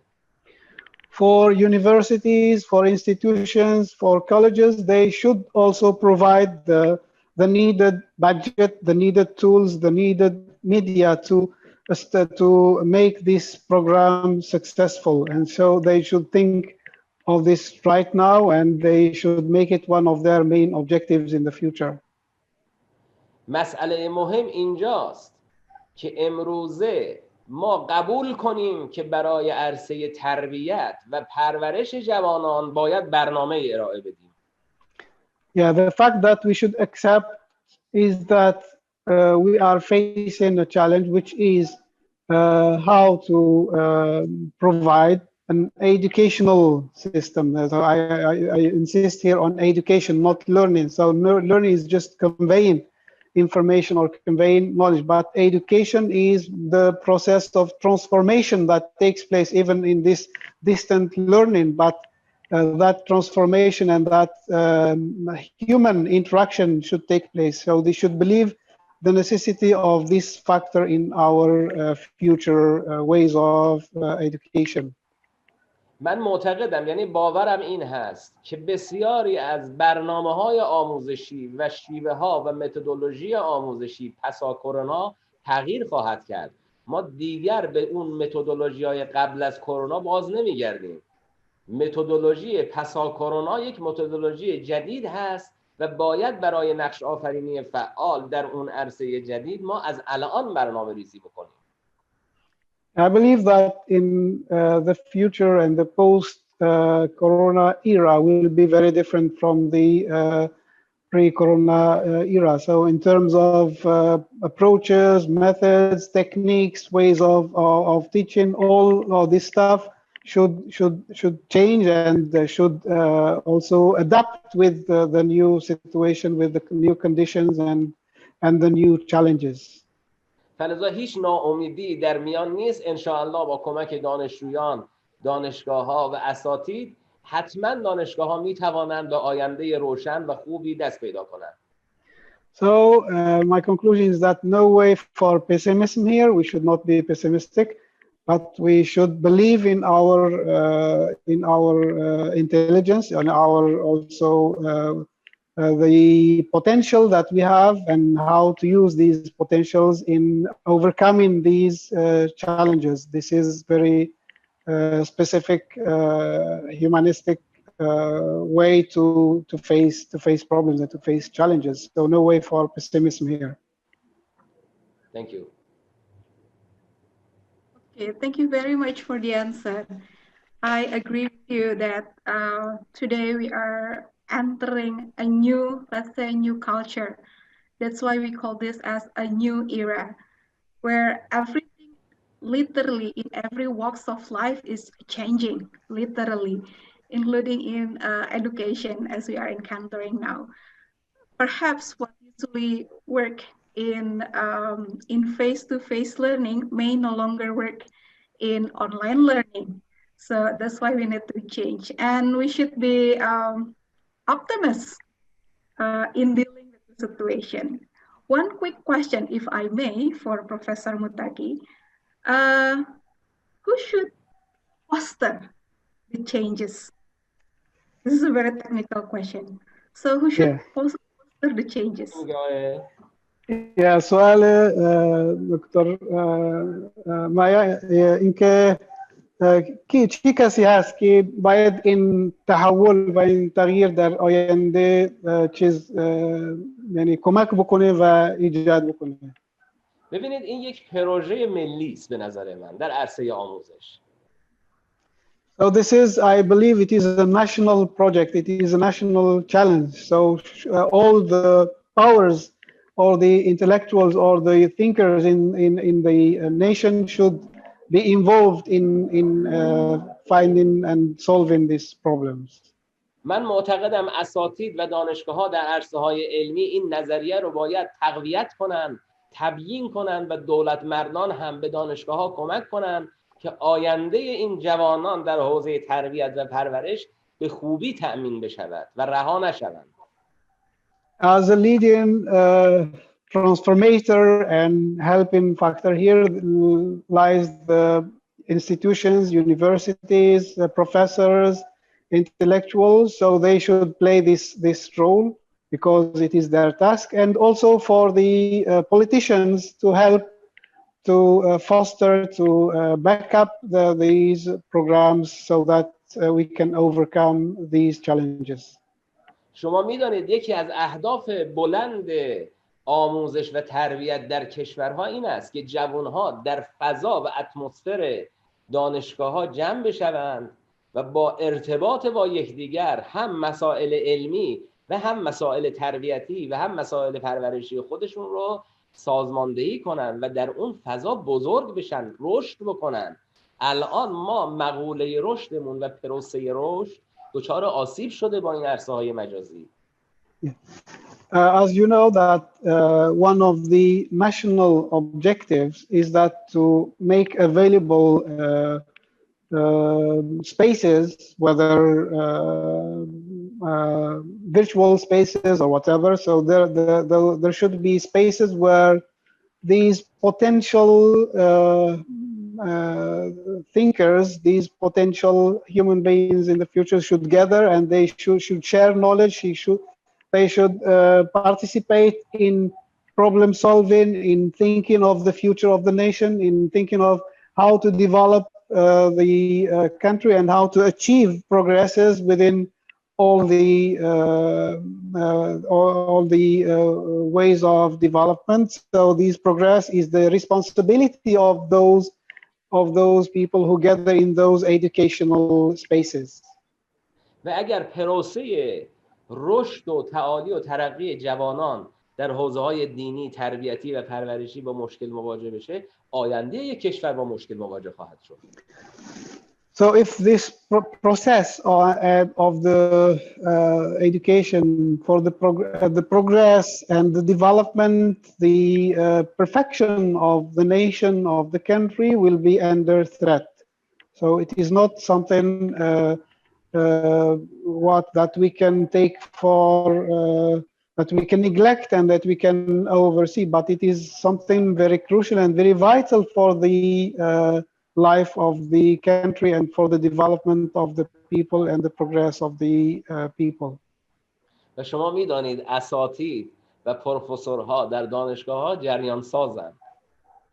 As you know that lecturers, professors, intellectuals, thinkers in any society, they are the deciders of the future of the country, and they are also the culture making and the culture making of that country or that nation. و اگر دانشگاه و اساتید جریان این فرهنگ رو، یعنی این فرهنگ رو به جریان بیاندازن، حتما این متولیش پیدا میشه و در عرصه های ملی و بین المللی باید به این کار پرداخته بشه. And also, as you know, that this very special leading community, which are professors, intellectuals, thinkers, they are they are current makers, or they are pioneers that make or that create a current, a way in life, and this way of life is later on taken by wider communities, and it becomes a culture and it becomes a way of life also. من یه مثال بزنم به خاطر تخصص خودم. من یک تحقیقی کردم، این مثال رو برای شما میزنم، فایده داره. So I will give an example because of it's my specialty and it is my field of specialty. So I will give you an example. Maybe it is beneficial. شما نگاه کنید، امروزه یک تحقیقی شما بکنید در کلیساهای مسیحی. So nowadays take research that is taken in Christian churches. همه رهبران دینی مسیحیت اون آیین‌های دینی خودشون رو به صورت مجازی منتقل کردن به عرصه آنلاین. So we can notice now from this research that most of the leading figures in Christianity, in the churches, in the Christian institutions, have made the learnings online, and they are coping with the new technological ways of teaching learning. So they are up to date. یعنی برنامه‌های یکشنبه‌های آنها و همچنین دعاهای روزانه آنها و مناسک روزانه آنها به صورت کاملا منظم و سیستمیک در واقع طراحی شده و مسیحیان برای پیگیری امور دینی خودشون و امور تربیتی فرزندانشون با هم مشارکت میکنند. So what we notice is that their programs, their congregations, their supplications, their prayers, all these religious education program is shared online, is taking place online, is taking place in that virtual space, and all the Christian society is benefiting from that program. و به یه توفیقات نسبی هم رسیدند. And they have achieved relationally most of the goals they have set up. So they are successful. چرا به این توفیقات رسیدن؟ به خاطر اینکه باور به این داشتن که در دوره پاندمی کرونا باید بحث تربیت دینی را از عرصه حضوری به عرصه مجازی منتقل کنند. So we ask the question here, why they are successful? So the answer is that they were facing a challenge. They believe in that they can overcome that challenge. So that belief made them work and made them think and made them realize those new ways of religious education to take place and to be beneficial for the community or for the society. و من مطمئنم در این کشور اندونزی، در این کشور بزرگ اندونزی، همه مسئولین دنبال رشد جوانان هستند. And I believe that in this big country of Indonesia, that all the responsibles are aware and they are also willing to make the society more developed and more perfect. So they are thinking of the perfection and the progress of the youth, the Indonesian youth. فقط باید فرهنگ سازی کرد. Yeah, just the last important point is that to make all this as a culture. So it is a matter of making all this system as a culture that is widespread within all the community. Thank you. Thank you very much. Yeah, thank you. Thank you very much for the answer. It's really interesting that what you said, that what we need to change first, because this is cultural change, then we need to change our mindset first, thinking that it will work and be optimist. And then what your study about the Christian church, how they engage with the youth and so on and so forth, it's very interesting, and I'm sure I'm going to check that research. I think overall what we can say is that dealing with the situation instead of cursing the negative condition, we should actually overcome the situation. There's a saying who said that it's better to light a candle than cursing the dark. I think that's what it is. Okay. Now I will go to Professor Muti. You have another question from Professor. بله ایشون چیز داشت یعنی چیز تعریف میکرد از جواب شما و گفت هم بله متشکرم. بله خب. Yeah, thank you. That's it. Yeah, thank you. Okay, thank you very much. Professor Muti, you have another question? Professor, are you there? Professor Muti? Yes, I am. Okay, this is your question.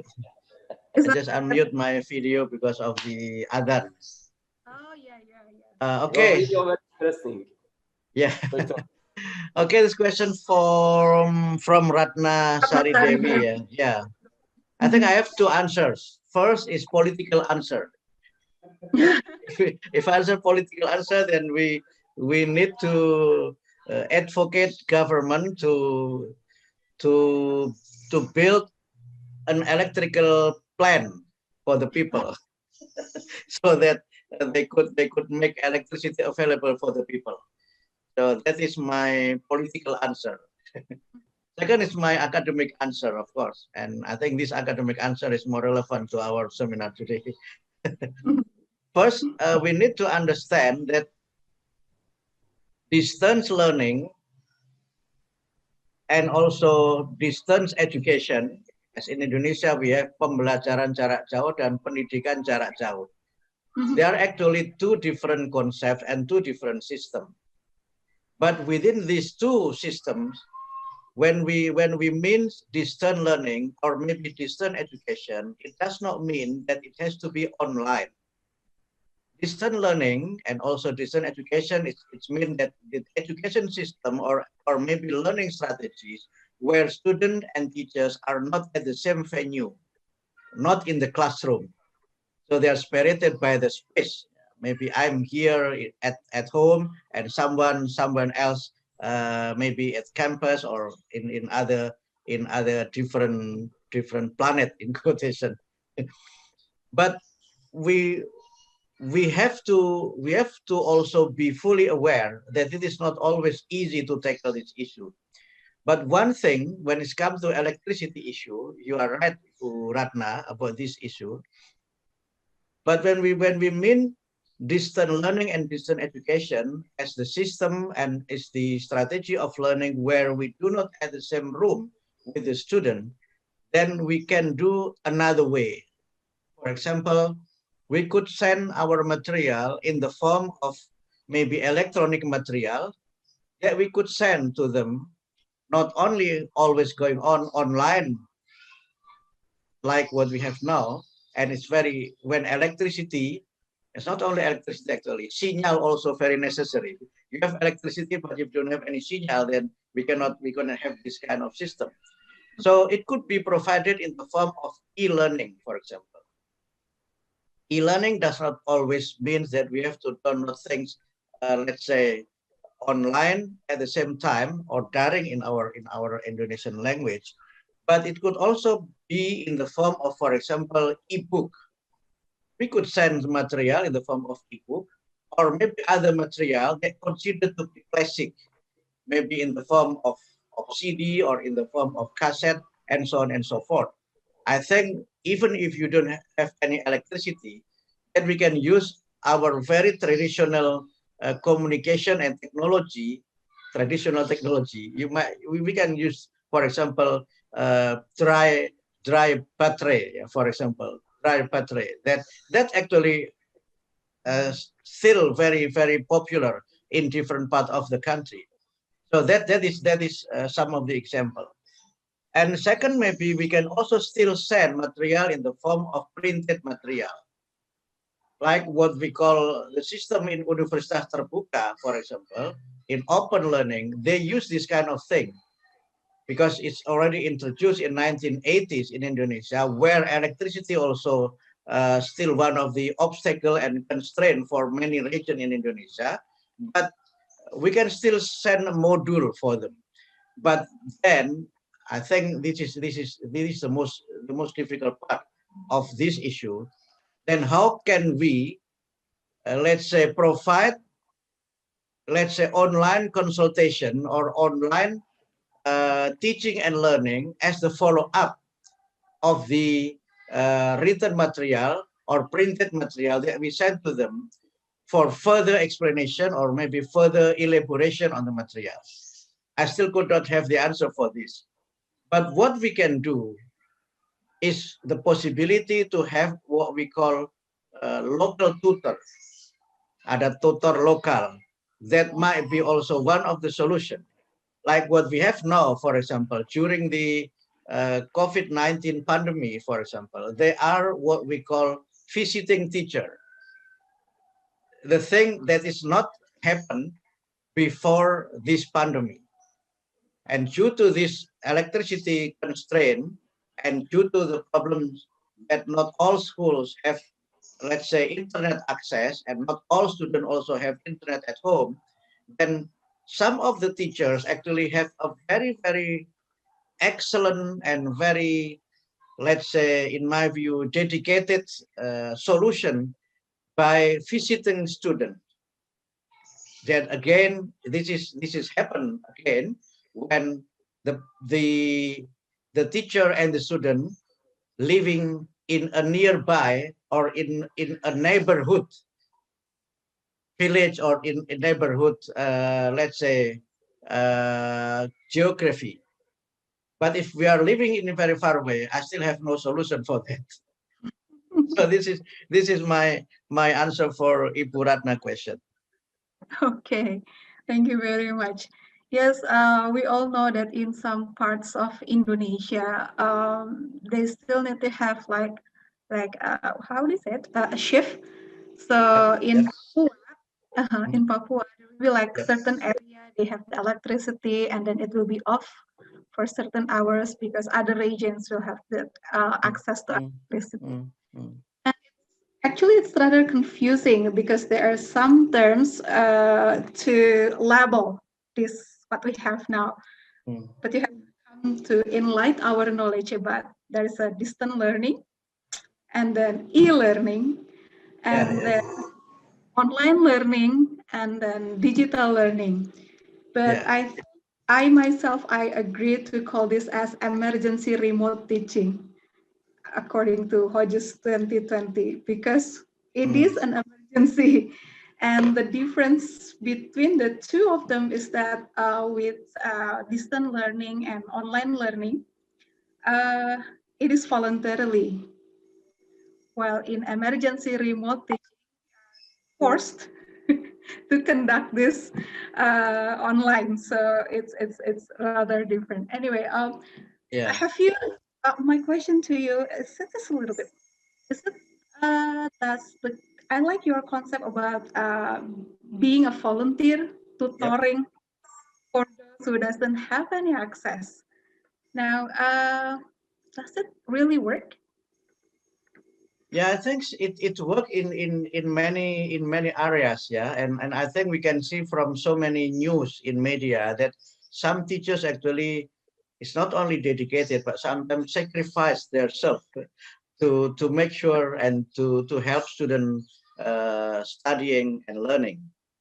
But back to your previous comment, Maya, on the issue of e-learning and distant learning. Again, if we follow the definition in our national education law, what it is meant by pendidikan jarak jauh or distant education is actually the education where teachers and students are not at the same room for some geographical reasons. Yeah. Maybe they are living in the remote area, in the outback area, and so on and so forth. Second, also the situation where maybe let's say on time learning is also very unlikely for some reason. For example, they have to work and so on and so forth. Therefore, the concept of distant learning is actually much broader in meaning.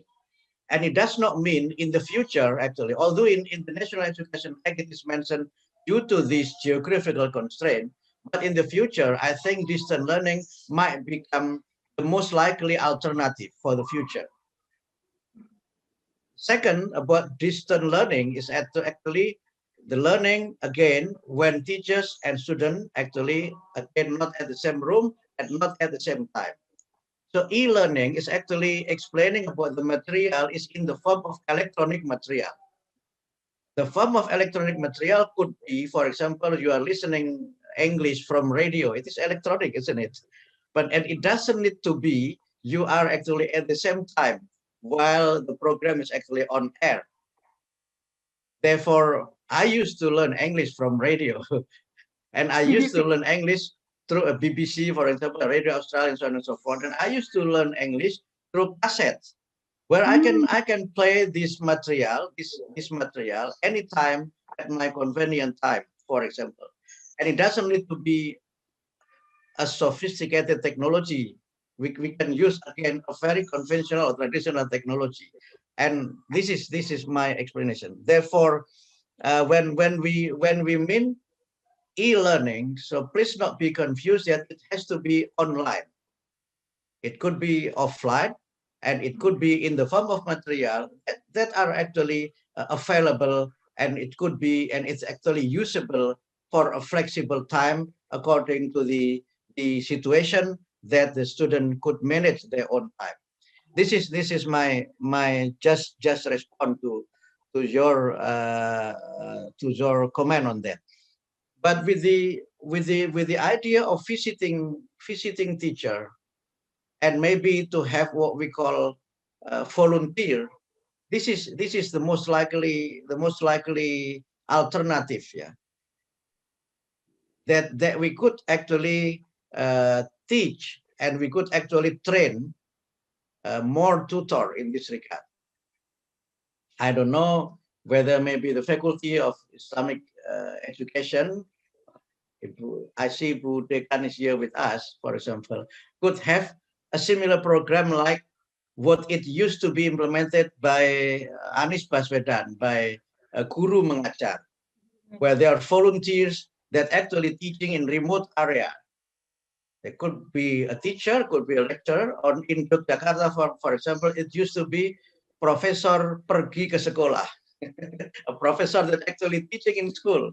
or maybe it could be part of our social service. And I think it might be one of the alternatives to give lecturers or teachers, let's say, a new experience rather than always teaching in campus. That might be sometimes also sometimes also very demanding and sometimes also very boring. Why don't we give them, let's say, new experience by having social service, maybe teaching in remote area and so on and so forth for a certain amount of time, just like a new way of KKN, but this KKN is not for student, but this KKN is for teacher and for lecturer. Okay, it can be like a retreat, ya Pak ya? Yeah, it could be a retreat, of course. It could be a retreat, or maybe, yes, yeah, a retreat, yeah. Retreat and recreation, of course, but not retired, Please note Ibu Dekan. Ibu Dekan is here with us. Very good idea, Prof. We will implement your idea. Very good idea. Thank you. Okay, I think we will. Okay. Anyway, so I would like to share this with you all. Perhaps we can also implement this in our setting in higher education. So I recently conducted a research. I read for a book chapter which will be published by Springer. Now, one of the participants claimed that the first 3 months of a pandemic era, she didn't do any kinds of teaching. But then the following semester, what the school do was that they established a learning management system, and also they make a module. So we can perhaps implement that idea. I mean, like, it can be accessible. So education needs to be accessible for all our students. Anyway, so I think we have finally come to the end of the presentation. On behalf of the committee, I'd like to thank Professor Mutaki and Professor Muti for enlightening information and interesting talk. We have learned a lot from both speakers, especially on how to make the best out of this pandemic situation. I'd like to emphasize what these two great speakers that has mentioned, that the mode of learning has shifted. And so our mindset needs to be changed also. So if we are accustomed to teacher-centered, it is the perfect time to delegate learning agency to students. And it is a homework for us as a teacher to start promoting learning autonomy to the students. Okay, let's give a big applause to our guest speakers. It's so quiet, it's strange if it is online. Yeah. It's very strange. Okay, we are now going to present you a certificate, a token of appreciation. The committee will present the certificate. Of course, it is online.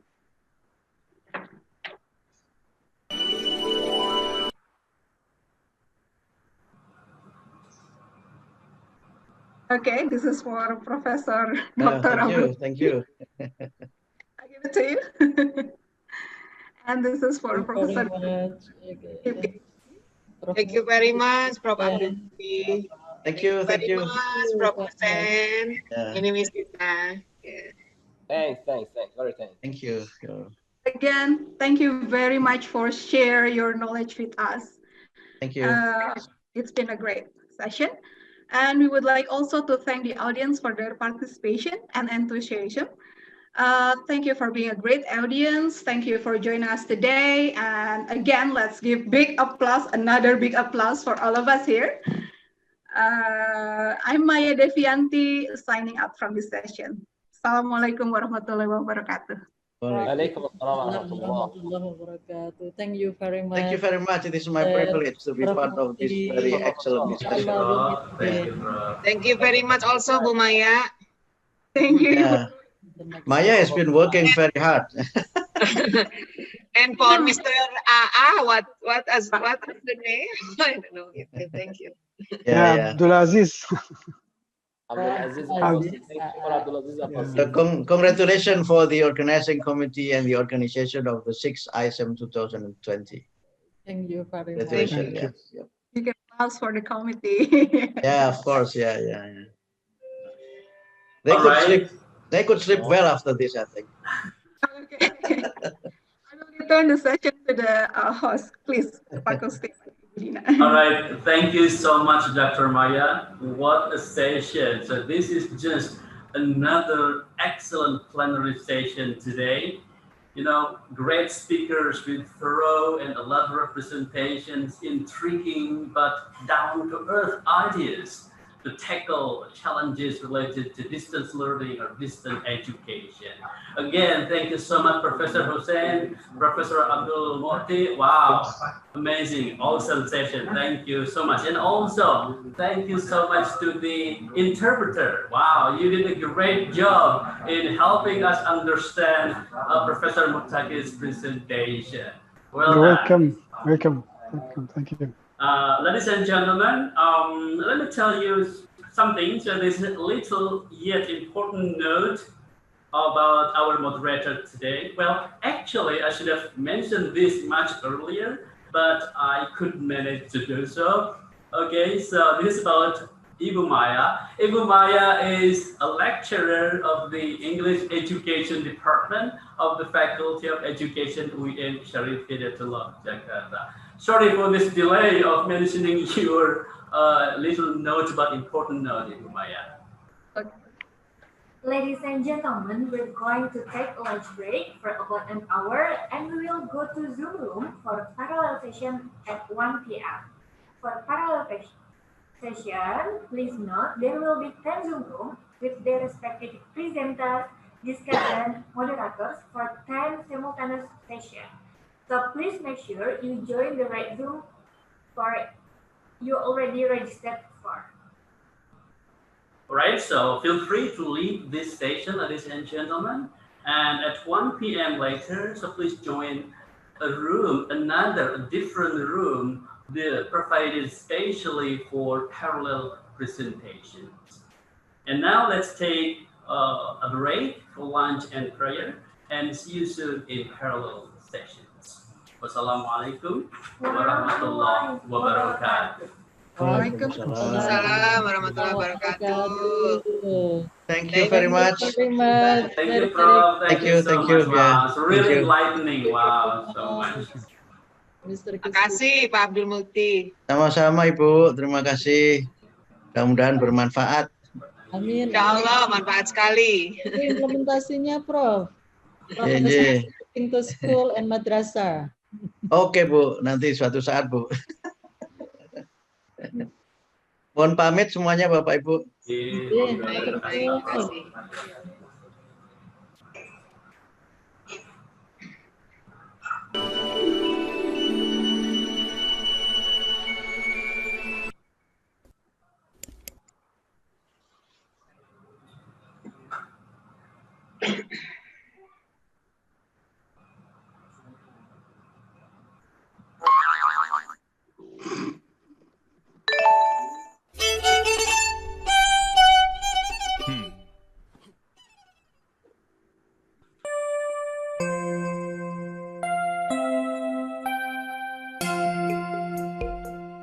Tanah airku tidak kulupakan, kan terkenang selama hidupku. Biarpun saya pergi jauh, tidak akan hilang dari kamu. Anakku yang ku cintai,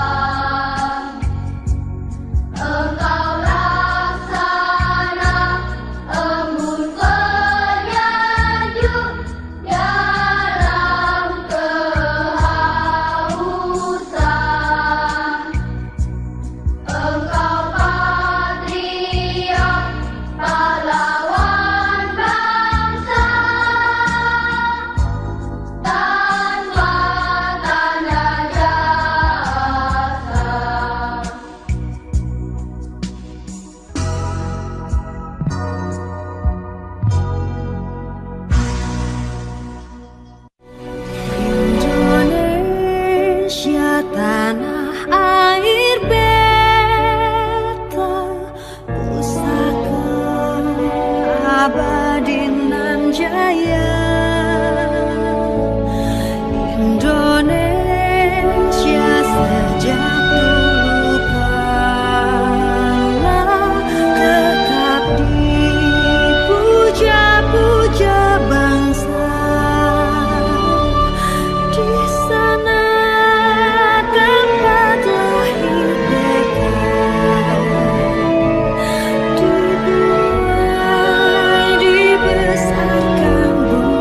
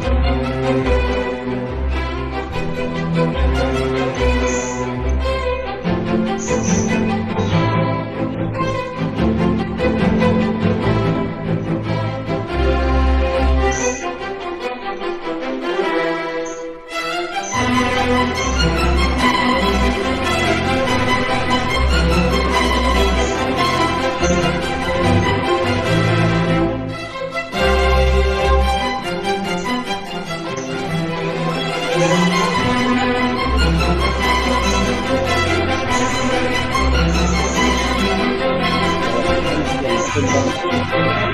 room berapa sayang?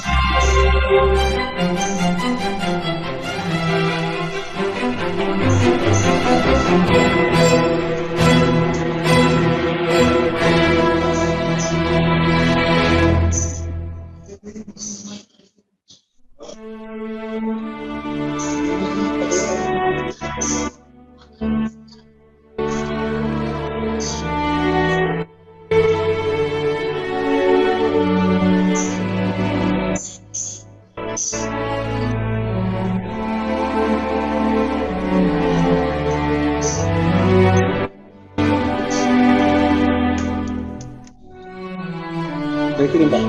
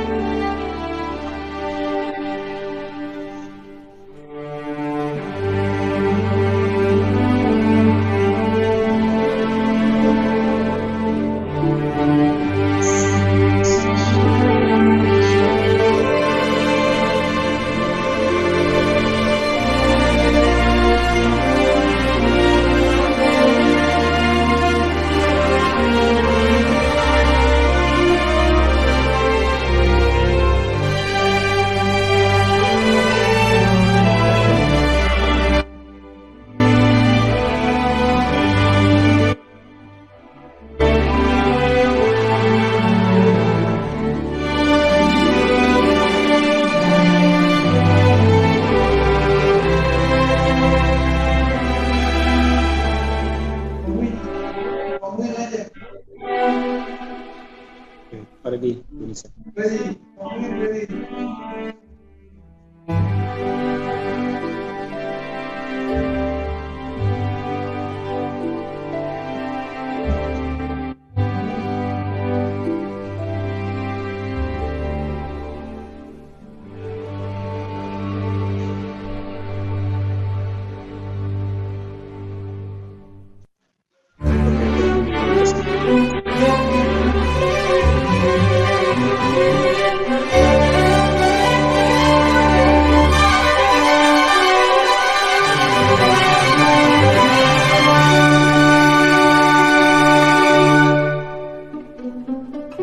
Assalamualaikum warahmatullahi wabarakatuh.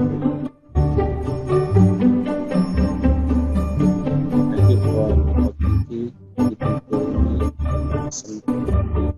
our presentation or our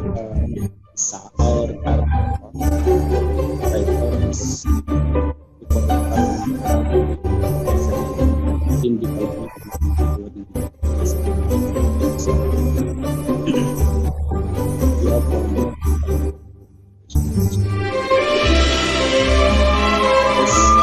we know that Indonesian students not yet solve the disease. For example, bisa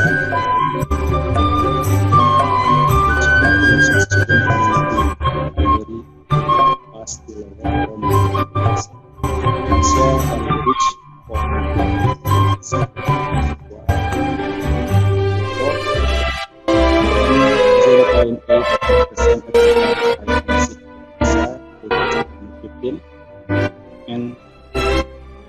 which of 78 countries in Indonesia 2020. So there are still numbers of intensive identity empowerment. Therefore, that is very important for the so how to empower people.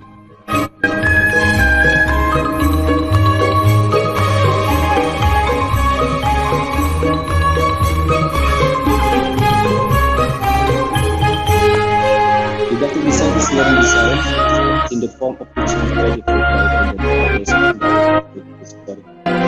And we use the study of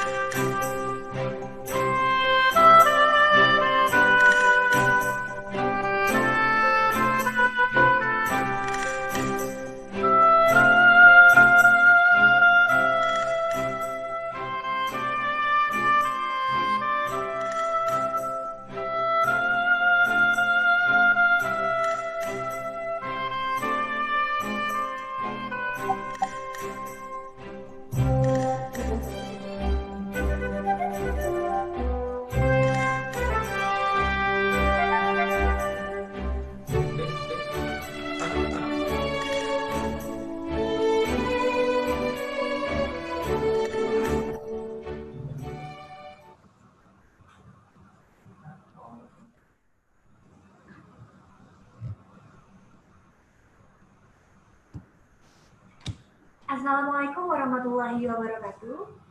Waalaikumsalam warahmatullahi wabarakatuh. Bapak, Ibu, dan hadirin sekalian, selamat datang kembali. Saat ini kita sudah berada di ujung acara, yaitu the 6th International Conference on Education in Muslim Society 2020. Baiklah Bapak Ibu, di closing ceremony ini kita akan memulai dengan pengumuman poster dan presentasi paralel terbaik yang akan disampaikan oleh yang terhormat Bapak Yudi Mudadi.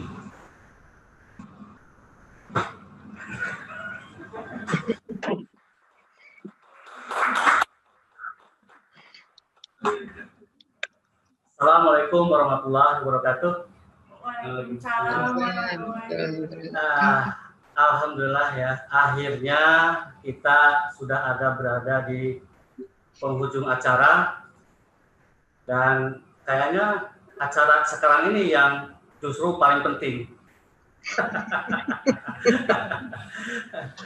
Jadi saya atas nama juri ya di samping saya juga ada Pak Iwan sebetulnya sebagai juri ya, terus kemudian selain Pak Iwan juga ada saya dan selain ada saya juga ada Pak Iwan gitu.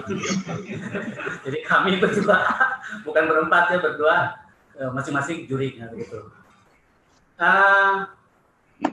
Sebetulnya kami juga melihat ke 10 room ya. Di antara room-room yang kami kontrol, si Ira dikontrol. Itu room 7 tuh paling rame tuh, karena ada Bu Rosida kali ya. Ya, Bu Rosida luar biasa ya, semangat sekali ya. Apalagi sama Bu Salama, udah itu pasangan yang ideal lah, Bu Rosida sama Bu Salama. Nggak tahu tuh apaan yang terjadi di situ. Baik Bapak Ibu sekalian, ya saya akan mengumumkan pengumuman yang mana sebelumnya musulak dulu dan. Nah, ini nggak ada apa-apa. Ada apa? Aku ini bisa bilang lagi. Luar biasa, saya bisa sulap. Bapak dan Ibu sekalian, ada 2 kategori di sini, ada the best presentation dan ada the best poster. Ya. The best presentation diambil ada tiga judul, ya 3 judul the best. Dan the best poster ada 1 judul the best. Kenapa? Karena dari the best presentation ini diambil dari 32 yang menyerahkan videonya ke kami, ya ke panitia. Sementara poster itu hanya 5, ya, sehingga biar adil maka dibuat sedemikian rupa. Baik Bapak Ibu sekalian, di sini tidak ada juara 1, juara 2, juara 3, pokoknya semuanya the best gitu intinya ya. Jadi tidak akan menyampaikan skornya. Nah, baik, akan saya bacakan judul yang masuk the best presentation adalah judulnya ya, Assessing Islamic Junior High School Students Scientific Literacy Using PISA-Related Items. Itu yang mana judul ini ditulis oleh Pak Munas Prianto, Ibu Baik Hana Susanti, dan Pak Bu Media Putri Yohana. Tepuk tangan dong. Ya. Luar biasa. Ya, Pak Munas luar biasa. Selamat Pak Munas. Terus kemudian judul yang best kedua yaitu Family Engagement in Nurturing Students Resilience during Remote Learning in COVID-19 Pandemic. Agak ribet saya bacanya nih, bahasa Inggris soalnya nih. Tuh, nah, semua judul pakai bahasa Inggris lagi. Ya, judul yang kedua ini luar biasa ini. Nggak nyangka. Ibu Sururin, luar biasa Bu Sururin ya. Ibu Sururin sama Ibu Mutiara Cipta Mahmuda dan Bapak Muhammad Muslim. Luar biasa, keren. Selamat Bu Sururin. Nggak nyangka. Ini saya nggak melihat namanya sebelumnya Bu. Saya cuma melihat judulnya aja. Ya, namanya cuma diintip doang, Bu. Judul ketiga dari The Best Presentation adalah The Effect of Reading Questioning Answering, ya, Strategy to Improve Student Critical Reading, yang ditulis oleh Ibu Fezi Fahrunisa, Bapak Fahru Razi, dan Ibu Neneng Suningsih. Pasti ini namanya, dilihat namanya pasti orang Inggris nih, Neneng Suningsih. Inggris bagian barat. Orang barat bagian Inggris. Iya, orang barat bagian Inggris. Luar biasa. Kalau dilihat dari namanya gitu ya, Neneng. Ya. Kalau Pak Zuhdi biasanya bacanya pasti bukan Neneng, jadi I. Pak Zuhdi, maaf ya. Oke. Tepuk tangan lagi dong buat The Best Presentation. Oke, ya, kemudian selanjutnya The Best Poster. Ini judulnya bahasa Inggris juga nih. Panjang lagi. Oh, sertifikatnya dulu ya. Kita bagi dulu sertifikatnya. Ya, silakan. Sertifikatnya. Ya, buat Pak Munas Prianto. Ya, selamat Pak Munas. Ya, Bapak PhD. Ibu Sururin. Ibu Sururin. Itu kok nggak ada PhD-nya, nggak ada doktornya. Luar biasa itu. Ibu Sururin. Aduh, Bu. Aduh, mohon maaf nih. Mohon maaf ya, waduh. Nanti kita ganti, Bu. Bener, nggak usah pakai dokter karena di bawah ada dokter biar berbeda. Iya, betul, Bu. Ada presentasinya saya sakit perut loh Pak, Kak tinggal. Nanti jadi nggak lucu ya Bu, ada Bu Sururin ngasih penghargaan untuk Bu Sururin ya. Jeruk pakai jeruk. Ya, Pak Bu Fezi, Pak Runisa. Selamat Bu Fezi. Ini ibu atau adik nih? Udah? Nah, untuk poster sekarang. Oke, baik. Sekarang selanjutnya adalah The Best Poster. Ya sebelumnya itu nanti sertifikatnya semuanya pasti dapat ya. Cuma itu perwakilan aja. Oke ya. The Best Poster, judul yang dapat adalah The Effect of Inquiry Model with Pictorial Riddle Technique, Digital based on student creative thinking, ability to work temperature and heat concept. Keren banget lu bahasa Inggrisnya ya. Gak nyangka tuh Bapak Yudi.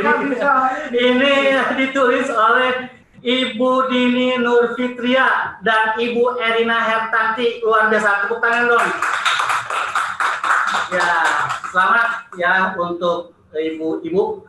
Silakan sertifikatnya Pak Iwan dibagikan. Oh, sertifikatnya belum ditulis. Nanti lah dikirimkan ya Bu Dini. Mohon maaf nih. Ya, belum tertulis. Judulnya panjang soalnya Pak. Judulnya panjang. Judulnya panjang luar biasa. Saya sampai belepotan saya bacanya. Di efek. Oke Bu Tita, Bu Dekan, makasih banyak ya. Saya kira cukup ya dari saya. Saya harus menghilang lagi seperti tadi. Siapin dulu untuk menghilangnya. 1. Assalamualaikum warahmatullahi wabarakatuh. Wabarakatuh. Terima kasih kepada Bapak Yudi Munadi, dan kami ucapkan sekali lagi selamat kepada seluruh penerima poster dan presentasi para terbaik. Baiklah Bapak Ibu hadirin sekalian, acara selanjutnya yaitu salam penutup yang akan disampaikan oleh Ketua ICEMS 2020. Kepada Dr. Tita Falis Mariati, SSIM.com, dipersilahkan. Terima kasih pada Mbak Gita sendirian ya jadinya ya, karena yang sebelah hilang ya. Sebelumnya selamat kepada para juara Best Poster maupun Best Presentation. Seingat saya nama yang pertama adalah Pak Munas, Bu Sururin, dan Ibu Neneng yang saya ingat ya, Ibu itu siapa satu lagi, Pahrina ya. Terus selebihnya yang satunya lagi ada lagi best poster Ibu Erina, selamat. Semoga ini sebetulnya lebih kepada ingin menginspirasi aja bahwa kita juga bisa menjadi menarik dalam mendidik itu, dalam pendidikan itu adalah juga kreatif. Mudah-mudahan itu jadi menginspirasi kepada hal yang lain. Walhasil, kembali saya ingin mengingatkan bahwa diskusi kita tentang pendidikan, tentang sains, tentang teknologi in Muslim society will not only stop in here. I hope you can meet in next year ya di ICEMS 2021. Semoga mudah-mudahan kita bisa terus meningkatkan kualitas pendidikan, kemampuan berilmu dan berteknologi di dalam meningkatkan kualitas pendidikan khususnya dalam dunia Muslim dan memberi kontribusi yang baik juga kepada dunia. Thank you for all participants. Thank you for making this conference so happy with your presence. Terima kasih banyak untuk kehadiran para partisipan, para peserta yang membuat konferensi ini menjadi lebih menggembirakan. Dan saya pribadi menyampaikan terima kasih banyak kepada Ibu Dekan, Ibu Dr. Sururin MAG, kepada Wakil Dekan Bapak Kadir, Bapak Dr. Kadir, Bapak MPD, Bapak Dr. Abdul Muin, MPD, dan Bapak Dr. Halimi, MA. Terima kasih juga kepada seluruh kawan-kawan panitia yang bersama-sama mempersiapkan ini dari sejak saya sudah mengumpulkan dokumentasi. Kita bertemu rapat pertama di bulan Januari akhir tahun. Mudah-mudahan perjalanan panjang kita itu bisa meningkatkan nilai persaudaraan, nilai persahabatan, dan nilai kerjasama untuk saling membangun. Juga mohon maaf atas segala kesalahan yang saya lakukan, atas segala salah-salah kata, mungkin candaan yang berlebihan, ataupun sikap yang mungkin tidak berkenan. Mohon dimaafkan kepada seluruh peserta juga.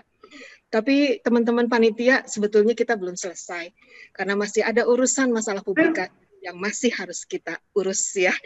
Jadi mudah-mudahan jangan biarkan tim publikasi sendirian, kita tetap sama-sama saling membantu, sebagaimana juga tim publikasi kemarin membantu di acara dan bidang lainnya. Terima kasih sekali lagi. Semoga apa yang kita lakukan selama ini, hari ini, catat sebagai ibadah dan menjadikan kita lebih baik. Terima kasih. Wassalamualaikum warahmatullahi wabarakatuh. Waalaikumsalam. Terima kasih Bu Tita atas salam penutup yang luar biasa. Bapak Ibu hadirin sekalian, acara selanjutnya yaitu salam penutup yang akan disampaikan oleh Dekan Fakultas Ilmu Tarbiyah dan Keguruan UIN Syarif Hidayatullah Jakarta, Dr. Sururin MA. Kepada Ibu Sururin dipersilakan. Baik, terima kasih. Assalamualaikum warahmatullahi wabarakatuh. Waalaikumsalam warahmatullahi wabarakatuh. Bismillah, alhamdulillah, la haula wa la quwata illa billah. Allahumma salli ala Sayyidina Muhammad wa ala ali Sayyidina Muhammad, amma ba'd.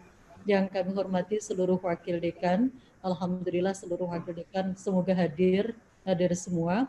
Yang kami hormati ketua panitia ICEM dan seluruh tim, seluruh panitia, karena ini hajat yang digelar oleh FITK yang paling monumental setiap tahun adalah annual conference dalam bentuk ICEM yang kita sebut sebagai ICEM.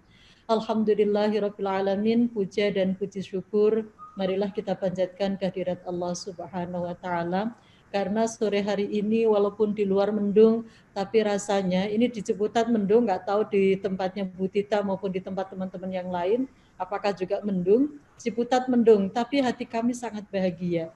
Hati kami sangat senang sekali hari ini karena alhamdulillah apa yang menjadi harapan, apa yang sudah kita rencanakan semua bisa terrealisasi sebagaimana yang kita harapkan. 2 hari berturut-turut kita menyelenggarakan International Conference ini mendapatkan apresiasi dari berbagai pihak. Baik itu saya barusan membaca WA dari New Zealand, dari Australia, dari UNJ, kita berempat kita berpartner. Ketiga institusi lain itu semuanya memberikan apresiasi, the nice collaboration, the very pokoknya bagus banget ya.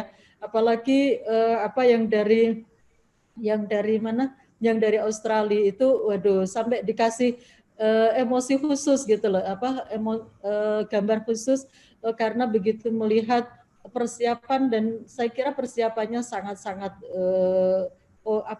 memakan waktu yang panjang untuk kegiatan-kegiatan ini, harusnya makan waktu yang panjang, tapi persiapan yang tidak begitu panjang hasilnya sangat memuaskan. Ini yang kami sampaikan, apa yang saya baca dari beberapa email dari teman-teman, dari kolega kita, mulai dari Profesor Abdallah, Profesor Dobson, demikian juga Bu Aodah dan teman-teman lain dari UNJ, semua memberikan apresiasi, termasuk staf-stafnya Dobson, Doyet dan kawan-kawan semua memberikan apresiasi yang sangat terkait dengan pelaksanaan kegiatan hari ini. Meskipun ada kekurangan di sana sini, ada yang mungkin tidak sempurna, tidak lengkap, termasuk diantaranya mungkin pada saat rektor tidak hadir pada, tapi yang jelas untuk ICEMS sudah sukses semua pada saat launching Center of Excellence. Bapak Ibu yang kami hormati, izinkan pada kesempatan hari ini saya mengucapkan terima kasih yang setinggi-tingginya. Yang pertama kepada semua panelis, kepada semua presenter, terutama yang memberikan keynote speech. Saya kira kita sangat berterima kasih kepada Rektor ITS. Ini nggak lepas dari kedekatan Bu Tita, alumni dari sana. Jadi bisa hadir dan memberikan pencerahan yang menurut saya sangat menarik sekali presentasinya. Demikian juga para invited speaker, baik itu pada saat kegiatan paralel meeting dalam arti khusus untuk ICEM maupun paralel talk show yang disampaikan oleh 4 narasumber dari perwakilan 4 institusi. Ini merupakan satu kegiatan yang sangat berarti dan akan lebih bernilai berarti kalau kemudian akan ditindaklanjuti. Bapak Ibu yang kami hormati, izinkan juga saya mengucapkan terima kasih yang sebesar-besarnya kepada seluruh panitia, Bu Tita dan tim. Masya Allah, ternyata kerja teman-teman itu betul-betul bisa menurut saya lebih baik seperti ini, yang keluar dari hati nurani sendiri, kesadaran sendiri untuk bisa memberikan yang terbaik untuk alma mater, memberikan yang terbaik untuk kampus ini, memberikan yang terbaik untuk fakultas. Saya bisa melihat keseriusan teman-teman rapat sampai malam, Bu Tita dan tim, dan juga disupport oleh, ya Allah, saya sebutnya tuh produser eksekutif dan produser pelaksana, terserahlah nanti secara bergantian bertiga itu siapa yang mau dijadikan sebagai produser eksekutif dan pelaksana. Ada Pak Iwan, ada Pak Yudi, ada Pak Dikri. Masya Allah, 3 orang ini mempunyai ide-ide yang sangat-sangat kreatif dan inovatif, jadi bisa memberikan penampilan model yang digagas oleh teman-teman itu, memberikan penampilan yang sangat keren menurut saya.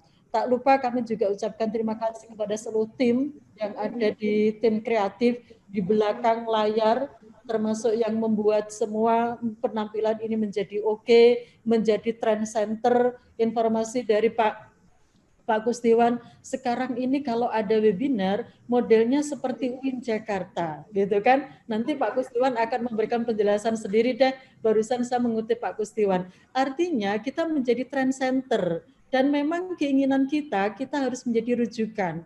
Orang itu kalau mau melakukan webinar, tirulah UIN Jakarta, gitu loh. Jadi kita ingin menjadi sebuah trend center, ingin menjadi referensi, menjadi rujukan untuk hal-hal yang positif, tidak hanya di dalam akademik tapi juga non akademik. Ini memang seperti tidak non akademik, tapi harus punya skill, punya kemampuan, punya pengalaman, punya ide-ide kreatif dan inovatif sehingga memunculkan sesuatu yang bisa menjadi menjadi trend center, menjadi sesuatu yang baru dan bisa ditiru oleh teman-teman yang lain. Ini menjadi satu harapan kami bahwa ini akan terus berkembang dan berkembang, terus kita kembangkan baik itu di level akademik maupun non-akademiknya. Bapak Ibu yang kami hormati, izinkan saya juga mengucapkan terima kasih kepada seluruh staf, seluruh dosen, seluruh mahasiswa yang terlibat aktif, dan tidak lupa saya ucapkan terima kasih kepada Ibu Maila. Ibu Maila semoga hadir juga di sini. Bu Maila, terima kasih yang sudah berkomunikasi secara intensif, sudah berkomunikasi secara terus-menerus tiada henti, dan juga menciptakan bagaimana kegiatan yang sebenarnya sangat sederhana menjadi sangat-sangat berarti dan berkesan. Ini tidak lepas juga dari Bu Maila dan juga Pak Zuhdi yang punya inisiatif awal untuk mendirikan Center of Excellence ini. Bapak Ibu yang kami hormati, saya hanya ingin menyampaikan bahwa masih ada tugas yang harus dilanjutkan. Sebagaimana yang tadi sudah disampaikan oleh Bu Tita, Ibu Ketua, bahwa ini akan terus berjalan, artinya panitia tidak selesai di sini saja, karena masih ada tugas-tugas berikutnya yang justru itu menjadi tujuan kami melaksanakan International Conference ini. Adanya output, adanya publikasi dari berbagai paper yang sudah dikirim oleh dosen, oleh Bapak Ibu, baik dari UIN Jakarta maupun dari luar UIN Jakarta. Jadi kita berharap kita bisa mempublikasikan, kalau bisa semua bisa terpublish, baik itu di jurnal maupun di proceeding internasional, maka itulah salah satu tujuan diselenggarakannya ICEM ini, yaitu terpublikasinya karya-karya, terutama karya dosen FITK dalam berbagai publikasi, baik itu di jurnal internasional maupun di jurnal nasional dan juga di berbagai proceeding. Ya, ini yang harus terus diingatkan sehingga bisa tercapai apa yang kita tuju, yaitu publikasi karya-karya dosen khususnya dari FITK UIN Jakarta, dan tidak hanya dosen tapi juga mahasiswa. Bapak Ibu yang kami hormati, ini ICEM yang ke-6. Segera setelah ini kita akan merancang ICEM yang ke-7. Semoga yang ke-7 lebih baik lagi, lebih inovatif lagi. Kayaknya kita perlu punya studio khusus, gitu ya. Kayaknya saya kalau melihat Pak Kustiwan sama kita udah kayak di studio gitu ya. Padahal studionya ruang senat itu disulap kayak gitu. Jadi kita soalnya penyiar itu ini udah kayak penyiar, Bu. Wajar. Jadi bukan ruangan yang mempengaruhi itu, tapi siapa yang menempatinya. Ya, kita punya banyak sekali orang-orang yang sangat potensial. Jadi kita punya banyak baik itu dosen maupun mahasiswa, dan ini juga peran alumni karena kita sudah lulus alumni. Jadi itu sangat berperan untuk bisa mensukseskan semua acara, dan kita punya banyak orang-orang yang potensial untuk bisa menjadi pada posisinya masing-masing lah. Orang kayak Bu Tita tuh pas jadi ketua gitu ya. Jadi merintahnya tuh gampang gitu ya. Nanti kita pilih yang model-model orang yang kira-kira merintahnya tuh gampang, karena memang untuk ketua dibutuhkan decision maker ya. Jadi benar-benar yang tanggap, yang cepat, yang benar-benar bisa memberikan instruksi dengan cepat. Walaupun kadang-kadang perlu juga slow gitu kan teman-teman. Jadi ini kalau saya slow mungkin nggak bisa kayak kemarin, Bu. Iya. Harus ada yang slow, ada yang keras, harus ada yang ngimbangi Bu Tita. Baik, padahal Bu saya sudah siap rekaman dalam bahasa Inggris biar nanti bagus untuk penutupan. Akhirnya harus dengan bahasa Indonesia gitu. Jangan Bu, biar adil. Memang udah dari awal didesain, kalau pembukaan sudah dengan Inggris, penutupan biar bahasa Indonesia. Bagaimanapun bahasa Indonesia harus kita tinggikan, Bu. Betul, kemarin pun juga memang dipersilahkan untuk menggunakan bahasa Indonesia, bahasa Inggris maupun bahasa Arab. Makanya kemarin sebenarnya saya sudah minta Bu Rektor untuk memberikan kata ucapan selamat kepada Center launching Center of Excellence dengan bahasa Arab. Kenapa harus bahasa Arab disuruhin? Jadi sebenarnya beliau tuh udah siap gitu ya memberikan ucapan selamat, tapi mungkin ada miskomunikasi sehingga tidak bisa hadir. Bapak Ibu yang kami hormati, kalau disuruh ngomong nggak selesai-selesai karena ini adalah ungkapan dari rasa syukur dan rasa bahagia karena sudah berakhir satu event. Bahasa Jawanya tuh gawe gitu ya, punya gawe itu punya hajat. Jadi ini hajat kita bersama yang diselenggarakan oleh PTK, semua saling support, semua saling mendukung, semua saling melengkapi gitu ya, sehingga bisa benar-benar sukses, bisa selesai dengan sukses, dengan lancar semua berjalan, dan alhamdulillah ini menjadi satu prestasi kinerja tersendiri. Yang saya heran itu justru yang terpilih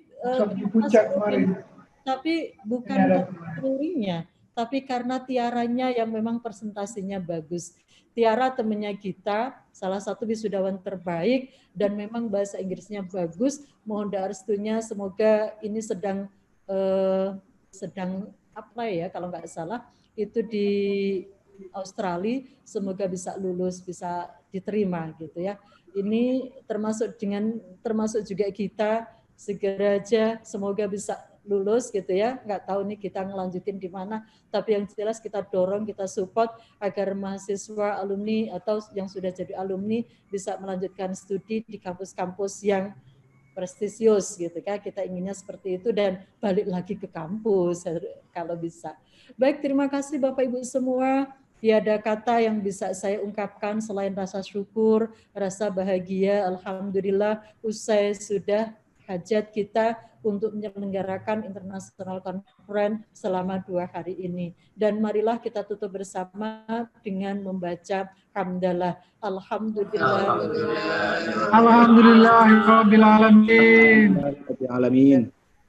Kayaknya habis ini kita tumpengan lagi deh ungkapan rasa syukur. Atau hari Senin itu tumpengan rasa syukur karena kita sudah mulai peletakan batu pertama pembangunan masjid di kampus PPG. Maka hari ini adalah ungkapan rasa syukur karena ICEMS sudah terselenggara dengan lancar, dengan sukses. Allah memberikan kemanfaatan dan keberkahan bagi kita.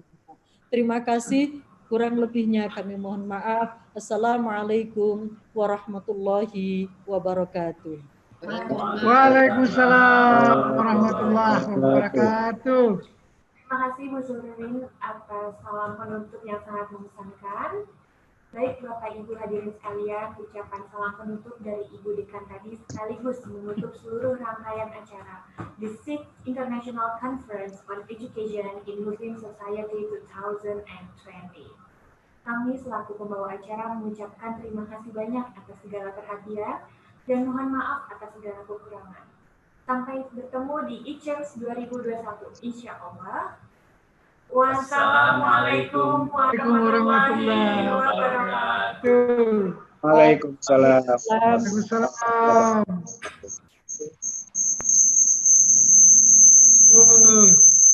Ini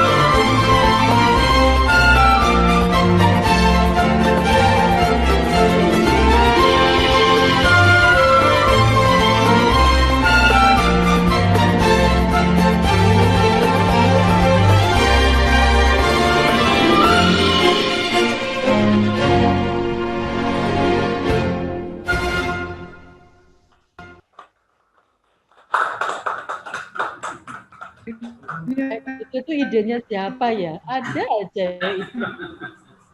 Kalau ide kebanyakan dari saya, Bu.